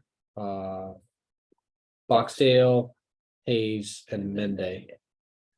Is that, so it's fair to say that those are the 4 properties that are right now of interest that there may be potential action on? Yeah. And it's fair to say some of them are farther along. That Mende might be the least, the closest in. Mm. And then the one that's farthest along would be Boxdale, because we're not talking about a complex appraisal process. We're talking about how do we accept a 3 piece of property? Right. Okay. And that's We what are in this area. There is we have Mahoney Farm, which we have an easement on the actual roadside, but 70 acres of our land was town land behind it. And, Yeah, so and- the line, and the lot to the Audubon east is Audubon, the next lot has is a ours. Manzo Memorial Track running in that wetland that they haven't ever cleared, we had asked them about that. But they didn't plan to open it, they would have to maintain it if they open it to public, but it runs right along our Mahoney Farm in the area. If you had to give a gut ranking of the prioritization of these 4 properties. In terms of maybe you may have already done the box evaluation on all of them. How would you rank the level of importance of each one? Well, Hayes is the critical one that is on market for public, sale, and we need to vet out that process and expedite that one. Mhm. That would be top, Does that property also present a pretty high score value? When you Yes, guys went it through that, yeah. higher than 21? Yes. So that would be your top priority. And understanding that Boxdale it may be low priority, but it's also the most in hand. The prioritization is that, if you could just do that, you would be done with it already. But it Right. doesn't require heavy attention because there's no, Mr. Boxdale's not going anywhere. Right. Yeah, we've been in the Grassett for years, through other land trust memberships. Yeah. Since time back. So you would say Hayes, and then you just did an evaluation of the Maguire property just tonight, so I don't know how you feel like that would measure up against the Mende property, which is obviously still pretty far away. I think the getting closure on the property up against Stump Pond is gonna be fairly simple. I think the appraisal, And that's Maguire. Maguire, yeah. Yeah. I The think that- owners are very eager, they wanna yeah. get it over with, I think that one's, you get that sense, because they've been Yeah. participating in our meetings on a regular basis. Right, and that property is landlocked, so there's no access to it, so it's not like it's really going anywhere. no, other than what I suggested, how the property Right, could be right. used. As a- What as a people, fishing, yeah, right. someone can build, you can still build. But- Off grid, you might not have access, but so it's still, Yeah, They can't- but There's it's no- not there's no like the transportation access? it's walking. It's on a Yeah. bike path. Oh, So okay. you have to walk about half a mile in. Yeah, it was a good. Or a boat. A half a mile is it an improved bike path? Oh, yeah. Yeah. And so there's a public right of way, but no vehicle No vehicle access. access. So like, You're not gonna get ideally, you're not gonna get it a could be cement truck out sold, there. but they're not gonna get. It's not really, No, the market of housing is not interested in this right now. Yeah, It's an old rail trail, or Okay, it is a rail trail. thank you. So that gives me a better understanding of it. Hmm. Yeah, I don't, we've been working on this property now for about 3 or 4 years also too. So originally the owner wanted house price property and we weren't even gonna go get an appraisal because we know it's not gonna appraise that house lot because you can't, if it was a buildable lot. And you had right away, access to it, that's a whole different story. And this is Maguire. Maguire, yeah. That's- And it feels like they've recently, the property owners have recently changed, so Yeah. it changed hands. And perhaps the new property owners didn't know quite what they were buying. And now they're interested in quickly offloading it. Is that a fair assessment? Well, I'm not sure what their purpose or how they acquired or what they acquired for or whatever. I think they, it could be that, or it could be that they were, just, looking now to, unload it. Not for nothing, when my very brief conversation with Jane, who seemed very, very nice, described herself as an investor. Who is based out of California. So it's interesting to see, perhaps they came upon that piece of property. Without a heavy amount of due diligence in what they would be doing with it after the fact. The They did. Maguire is an old name in that area. So it's been held there probably for generations. Gotcha. And then there were no Maguires left possibly, and we have the new names or their marriage names. I don't know. Okay, we still got a couple more things on the Yep. agenda, so I don't wanna. Any more questions on Mende? I think, Doug, you've got an idea where we're at there. Yep. And you got sort of our priority of where we wanna head, and like I say, John was Yep. thinking that. We do one presentation to the council and have packets for all of them, say, this is what we're working on. What do we need to do, and have it all. Yep. And I think that's probably quite a bit on. Hayes is number 1, Maguire number 2, Mende number 3, and then Boxdale is sort of Yeah. important, When but we in get- hand. Mhm. Yep, got it. Okay, next thing on the agenda is Capuano Realty. Now, my last conversation with them, was to put something in writing for their asking price, because they've been all over the place from $1 million to, buy it with the house and all this other stuff. So I said, write down what you're looking for, because we can't have, we're not gonna waste time on $1 million deal. This is a property, off of Reed Schoolhouse Road. It is also landlocked. And it butts up behind the Washington Oaks Elementary School. It is AP 81 lot 1. It's really almost right there in our map. Was it? Yeah, it's almost on our map. You can see the tail end of it, actually. Yeah. Say that Just say that go again, up. Cody.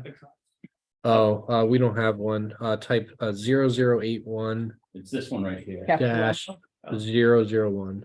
Oh. Or just go right there. That's it.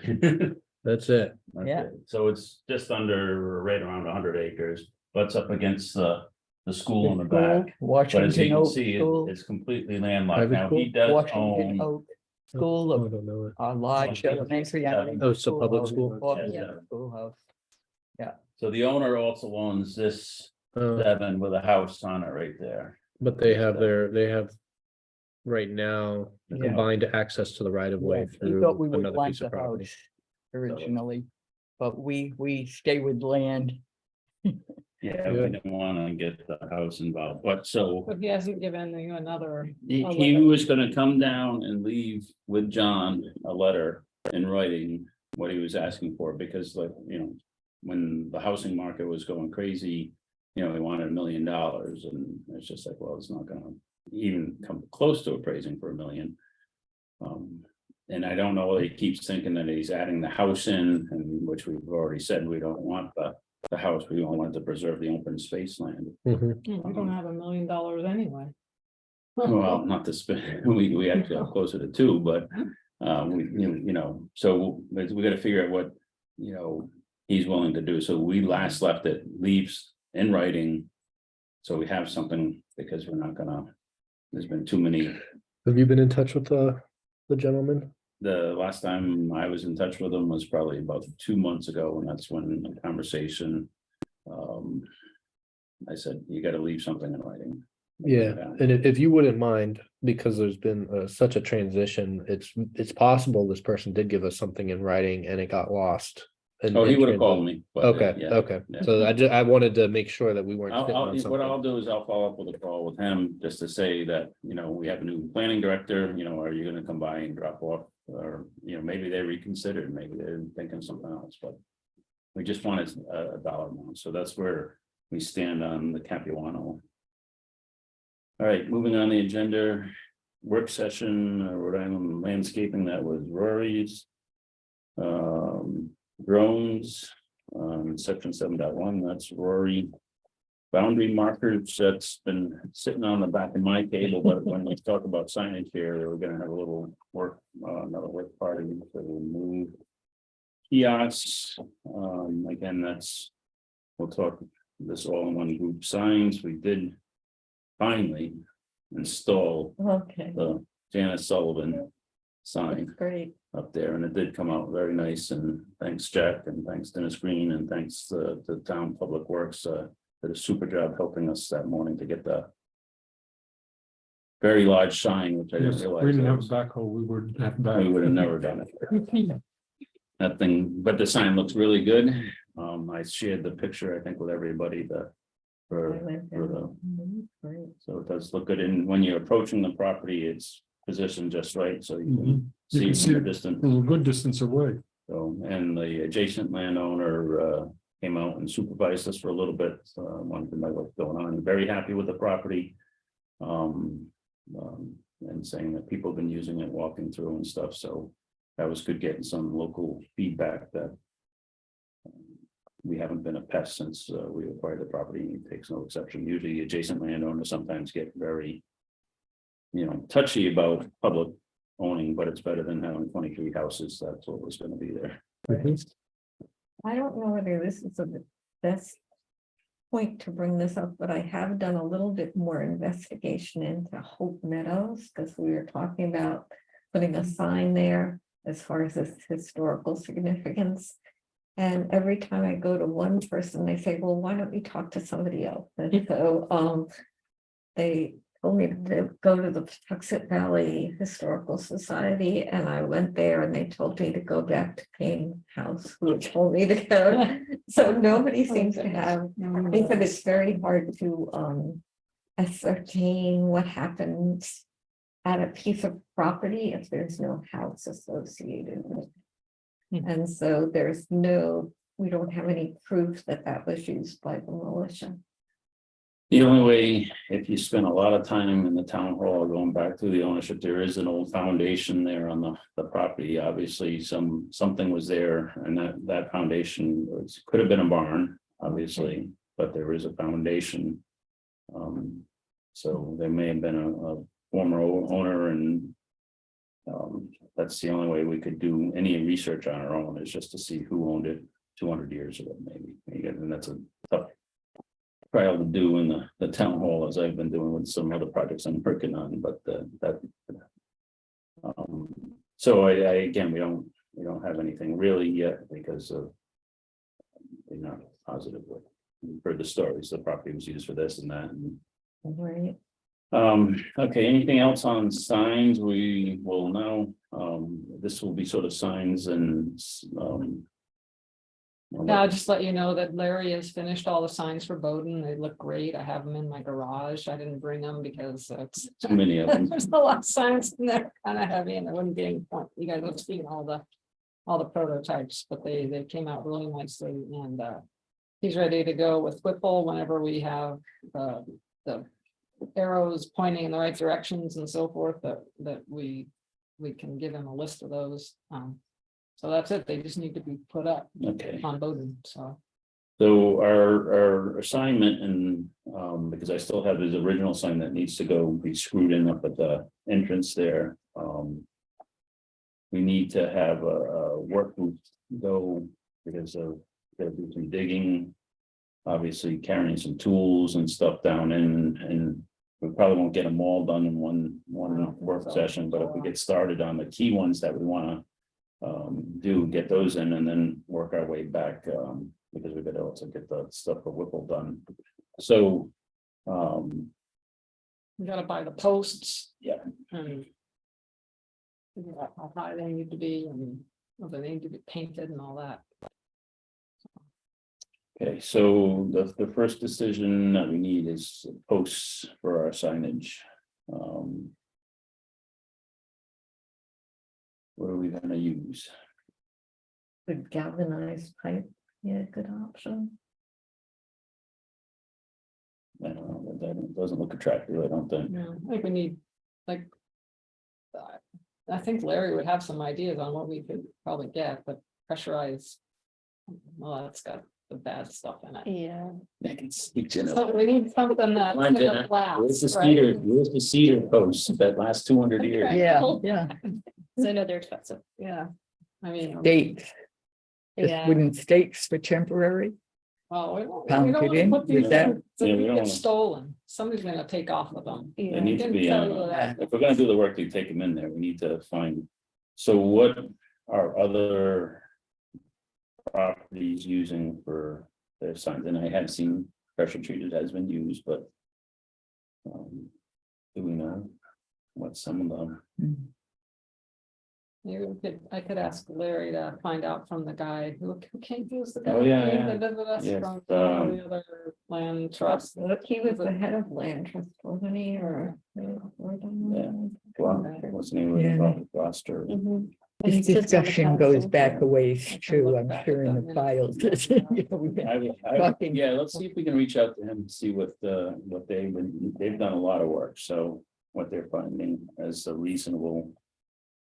Okay, and where they buy it. Because Hmm. even the pressure treated these days, even ground contact pressure treated doesn't last. All that. What is the DEM using, Jenna?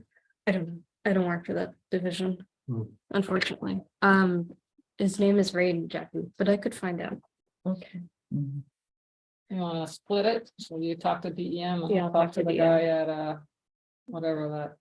The guy who visited us. Rhode Island Land, I'll look- Rhode I'll look Island back. Land Trust, right? I think he was, yeah. I'll look Yeah. back through the minutes and find out who that was. And he's Gloucester and Foster. sits on the Land Trust Council. Okay.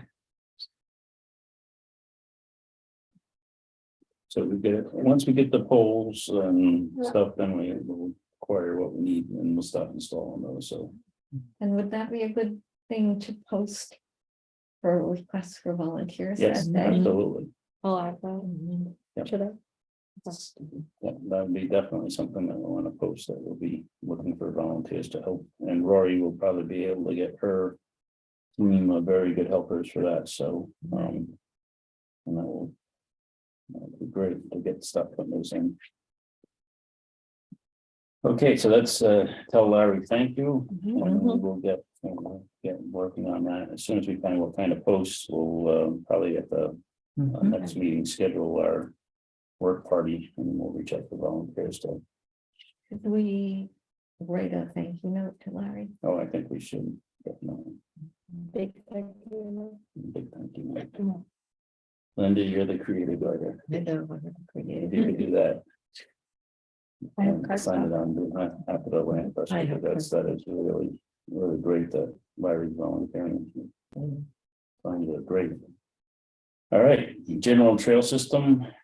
Any Yeah, any notes? 2 points. Points? First one is short, so regarding prescribed burning. I was in touch with Patrick McMeekin from DM. He's the Forest Fire Program Manager with the Division of Forest and Environment, or sorry, Forest Environment. He said the process to do a burn involves, first, we need a qualified contractor to make a burn plan. We need to then consult with the fire department, and then we implement it with a contractor. He said DM could not do the fire themselves on our property, because right now they only do DM property. But Pat wants to be involved heavily in this, and he said he's never been contacted about a land trust before, so he's going to reach out to his partners about the process of burning on a land trust and the funding and all that. So he's going to take a few weeks to get back to me. But I told him, take his time to do that, because we want to do this right. And fires are great, but fires could be dangerous. So I'm hopeful. I think it'll be good. Okay. So that's the first point. Yeah, I haven't gone over to where they just did probably a month ago now, they're up at Nicholas Farm, they were up there and they did their burn. So haven't seen the results and seen, the long-term effects of keeping and trying to get rid of the invasives, including killing a lot of ticks. Yeah, that's a definite start. Yeah, it's really great. You can see it, just the fire by McDonald's here. You Okay. can see everything coming up. So green and lush, it's wonderful. And then my other point, where I had it, is the woman who kept visiting us via Zoom about Upper Dam Park and wanting to put a trail system in there. So I did go there. It is feasible to put in a small, like 1/4 mile trail. It would be good for those who are getting used to the idea of hiking and being outside, but it would need extensive work. It's covered in poison ivy. However, there is a 200-year red oak, which is nice. 200-year-old, that's my estimate. It does have some diversity in there. It's a young forest. I have a feeling that it was like someone's old backyard and they just let it go. And now we have this, other than the red oak. But the pond also needs extensive work. It's full of invasives. And I expect those to get worse in the heat. This was at the end of May when I visited. And it had some algae, scum, and a fish kill at the edges. Oh, really? Yeah. Was so- it an oxygen depletion one or, I don't think it was oxygen. I don't know. Like the algae was just on the edges and it wasn't blue-green algae. It was just like algae, like green scum called pond scum. It still is not attractive, nor would I want to swim in it. All right. Smell. Is that Ruthie Yeah. Lake? I think Yeah. so. Yeah. Coyote. So, because No. they constantly have this sign raising money to save Ruthie Lake. And I don't know what they're raising money to get accomplished. I I'm think wondering. that'd be it. to probably get rid of the weeds out of it and open it back Yeah. up. That's a challenge in itself, depending upon the avenue. Use mechanical to. It's an endeavor with this stuff. It's called Lodia, because if you break off a piece that falls in, there's another one. Nightmare. Okay, luckily, it's not our nightmare per se, other than that they wanted us to take a look at Yeah. possibly partnering with the trail, so. So they could do it. It would be good for a short little trail. Needs work. No, that's on Parks and Rec property. Oh, the parking, speaking of parks. No, Don't Parks and Recreation, that's their property, isn't it? know, quite honestly. It's not land trust, but Right. I think. you I think it brought is. up, it said town of Coventry, I think, Yeah. on it, but it's not. It's probably under their jurisdiction. No, thanks, Jennifer, at least doing that outreach for us. Our lady from Upper Dam with her breezy lake. I see that the town, because of the algae and Tioga, had to use middle, was it upper, or it must have been Upper Dam, because middle isn't open, I don't believe, for their event For their recently. fishing. Yeah, tournament. yeah, so they got used by Town Rec instead of, Okay. off Arnold Road. I was gonna actually Yeah. talk about doing a fishing event at Stump. With the group getting kids fishing. Because of that. Yeah. The one thing, I'm not a fisher person, but my husband likes to fish and he said that the trouble with Stump Pond for fishing is that it's so weed choked. That That's true. it's, just kind of. You toss your line in and you catch a weed. It gets caught and then you lose your hook and. Yeah. Okay, all right, thanks, Jen, on that. GIS mapping, any updates for us, Glenn? I don't, but I have stuff from the task sheet for Whipple Land Okay. Trust Day, Okay, 7/6. we'll move right on to Should I?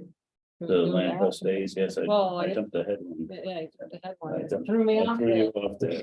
We're So- fortunate to have a cartographer. like One of that. my tasks. on Who the goes out with all her task sheet was equipment. to on do a the site walk. advertising. So I created 3 different potential graphics for our advertising of our land trust day. I printed out a copy of each possible graphic, and so we could use one, we could use none, we could use combinations thereof, or whatever. These are just some of my ideas. For advertising, these could be put up around town, posted on social media. Whatever we want to do. So, again, 3 different designs. We can look at them another night since it's getting late and vote on one, or if people want to say, I like this one the best, all right, ready, then, I can finish it up. Why don't we bring this back at the next meeting, because we'll be needing to get things in position by the next meeting. So to make a few copies of any others that everyone could take a hard copy home and give it some thought. So. I like the one with the hiker, Or- Yeah. You have one of those. One for everybody? Can you- Have enough? Can you also send them to Gail, Oh, and she another can one. send them on? Okay, Sure. You have, I can see that. you have 3? No, it's fine. There are 3. These 3. Let's see. So who needs one of the 3? I need I've got all 3. You need, white one. you need No. the one, One with You the need sun. That one. Yeah. you need this one. You have all 3. Yeah. You would have all 3, and it's obviously, so I think we just need. I'm gonna make a copy of these because I can keep some too. Anyway, so I guess what I'd be looking for is for you guys to choose your favorite. And or critique. And I'm with you on that already. I can refine them. I like- Refine whichever one you choose. This one is nice. Yeah, like I like this this one. one. And this one has a dog. Yeah, And there are a lot of people walking I their can move dogs. the that dog look over like- to the other one too, Yeah. so. And I Yeah, like and this it one has because it's people. land trust day, it's really clear and very visible. And it gives all the pertinent information, and it kind of attracts attention right there, land trust day, well, and then. And I Mhm. think, and it's attractive, and I think this one works the best. We can use a couple of them, like you say. There's one can be one thing and one can be another. There's Yeah. no Mhm. reason that we don't. Right, could use all of them. Huh? Yeah, we can. I think they're all good. And the colors, Thank again, you. this is from my home printer, so hopefully the colors will come out a little more. This one I was thinking was Christmas already. Yeah. Yeah. It's like Christmas. Yeah, until the red. That'll be our official land trust. Seal, but yeah. Well, we might hear Christmas music at that point. Yeah. Yeah. I've already started. They'll already have the Christmas All right, so at the next candles. meeting, we'll just finalize. And if you have any thoughts, bring them for that meeting there, and then we'll use that. That's great. I'm getting that portion done for the. And then once we've decided, then we can move on to figuring out how to post them socially. Yeah. That meeting and so forth. So that- Yeah, so, and one of the things, if you remember, and we did reach out to Megan at the town hall, and being able to put on their event, on their screen outside in the hallway. Yes. And Cody to say, all we have to do is just share. And she can spool through and add this, and that can be done out of green too, so, we just say we want to post over there, can you put it on your sign and roll it through every so often, the Mhm. people that are sitting out in the hall, a lot of people like before town hall meetings and stuff, standing in that hallway. That's Right, a perfect advertisement, Yeah. they stare at that screen when they're out discussing things, so. We can use that and help along, the library also has to have their stuff, obviously. But I Yeah. think that's something that we may want to talk about in the future is that area is a high traffic area within the town of Coventry, Mhm. people going to council meetings and stuff. And they do stand in that hallway all the time, waiting and sitting and doing whatever, but if we could get, access, or maybe talk about in the future, having an additional display, a digital display that can be used there, just so the library needs to get their evidence out, obviously, too, but I'm sure our partnership that we started working with Megan, Children had an art display in the town hall at one time, and they all mentioned the Greenway. You know, they all like the greenway. Well, I think things like this are that we So can it- share with the yeah. library too. Uh-huh. We want to build our strengths and also with the school. Right. Things like that, and reaching into the school and saying, you know, can you distribute this? Through they have a huge distribution system in the Yeah. school system, and this is all town, you know, they gotta review it, make sure we didn't put anything that's, you know, potentially offensive or whatever, but to be able to network with the schools, we want them involved. Maybe like Mhm. senior center, so we could bring their grandkids. Yeah, Mhm. Yeah, the other, well, at some point, it might be fun to look into having a story walk at Mhm. one of our properties, and they, what they do is they take a picture book and they reproduce the pages, and I'm not sure what involved in doing that, I know there's copyright issues, but so as you walk through the property, you're reading the story, Mhm. and that would be a good draw for families. And that's the library, I think, did that with the Trestle trail, not the, I say the Greenway, they did a little. But this would be an opportunity again to build a partnership with the library to say, you know, you could do a story walk on the Whipple property would probably be one of the easier one for them to do Yeah. a story walk, especially with the field on the one side, and the walking is much easier than some of our other properties. It's So, level. yeah, Yeah. so those are where we can use some synergy to within town departments to share resources. Yeah, Mhm. and you would know local writers. Yeah, we do. Jenna set up our showcase in the library Yes, with a lot of books, you know, related, and puppets from the children's room with wild animals, you know.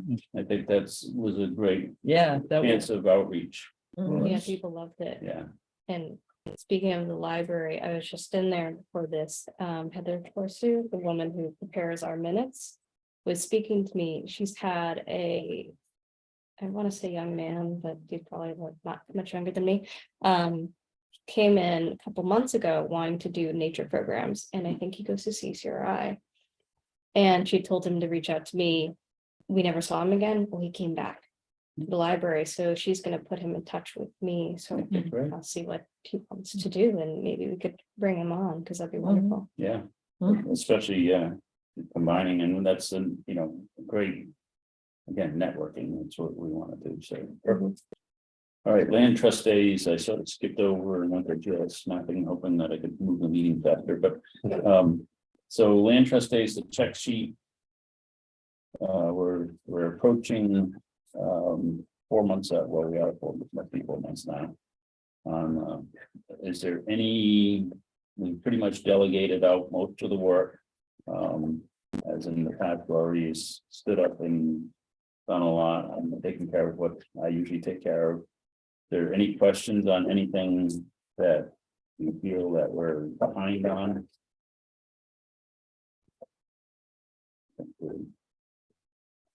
Pretty much up to speed, we're just making sure everyone does their. Next thing will be getting the trail map marked, and then so that I can make a map for the bowl that has the correct trail color on it. Okay, That'll be a big thing. so we need, then we set our site walk for, Grassett, we didn't set a we didn't set a work session for, right, a work session for Whipple. Okay. But we can probably wait to do that till the next meeting. okay. Put that on the agenda, those to stay as the land trust days on our agenda, so we don't have that anything new, we'll set up. Okay, that's the biggest, yeah, that is the biggest thing that's left for that. So GIS mapping, the only thing that I did was I got the building thing Oh, laminated. laminate. So Perfect. that then I gotta go put those in the kiosks, but I have not been up there, so. But they look nice when they get laminated. Oh, They're that's nice. good. Yeah. Then we're gonna- I get those, for the fruits again. So we're not sending the work session. then, right? No, not for we'll do the trail mapping. That will do that next meeting. Okay, so that's what yes, mapping, new business action, schedule nature work, and I think a nature walk. Yes, I was thinking of perhaps doing it on like a Thursday or Friday, just because DM books me throughout the weekend, Yeah. and also now that school's out, parents are gonna be going, what do I do with Right. my kids? Mhm. So we could even do earlier in the week, quite honestly, but yeah, I'm quite flexible Mondays through Wednesdays, it tends to be. Thursdays, Fridays, kind of. So you're the driver set, so we can put it on our calendars, what do you think? I think that's a great idea. Again, we can reach out through the library for advertising, because they're also doing their summer reading programs. How about? So many calendars.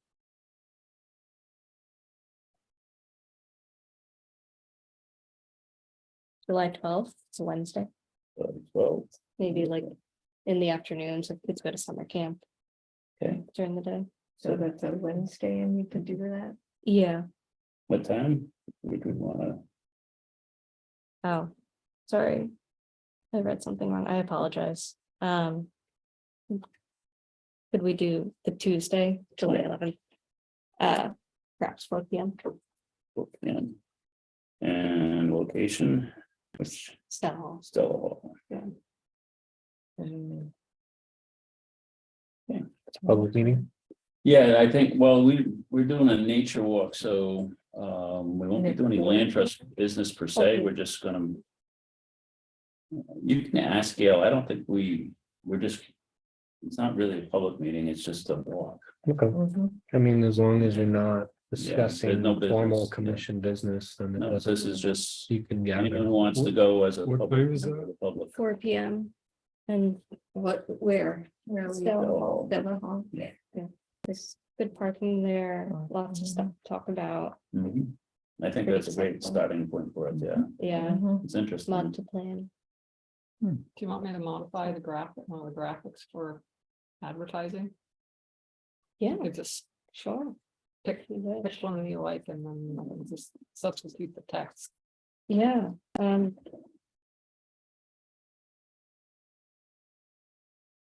probably this one, Okay, because we've got Okay. everything, you know, the forest and the water. okay, Thank you. And then at the library, they have little stands where we can put the posters in. Yeah. okay.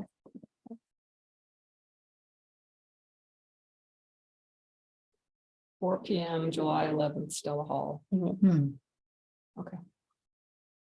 Now, Cody, if we were to want something like that put on the town website, just, we have all the events, a lot of events get published, public events, there is that, all we have to do is just send you. I can advertise anything on Yeah, Facebook or that okay, sort of thing, so if you want. so once, we've got the time and date, just, if you wanna send copy.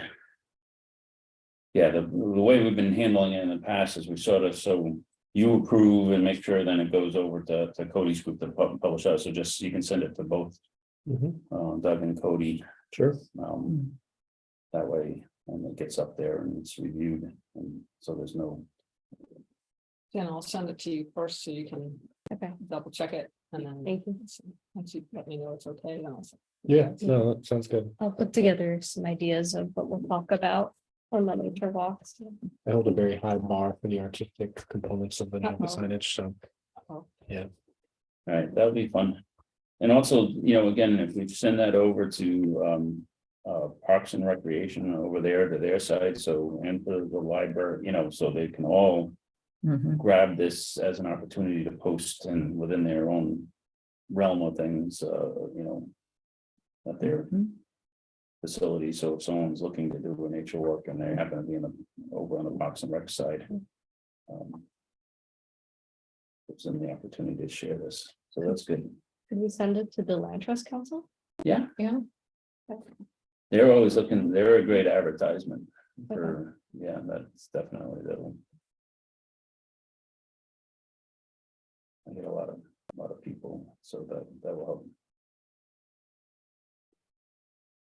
Perfect. Parks and Rec has their bulletin board.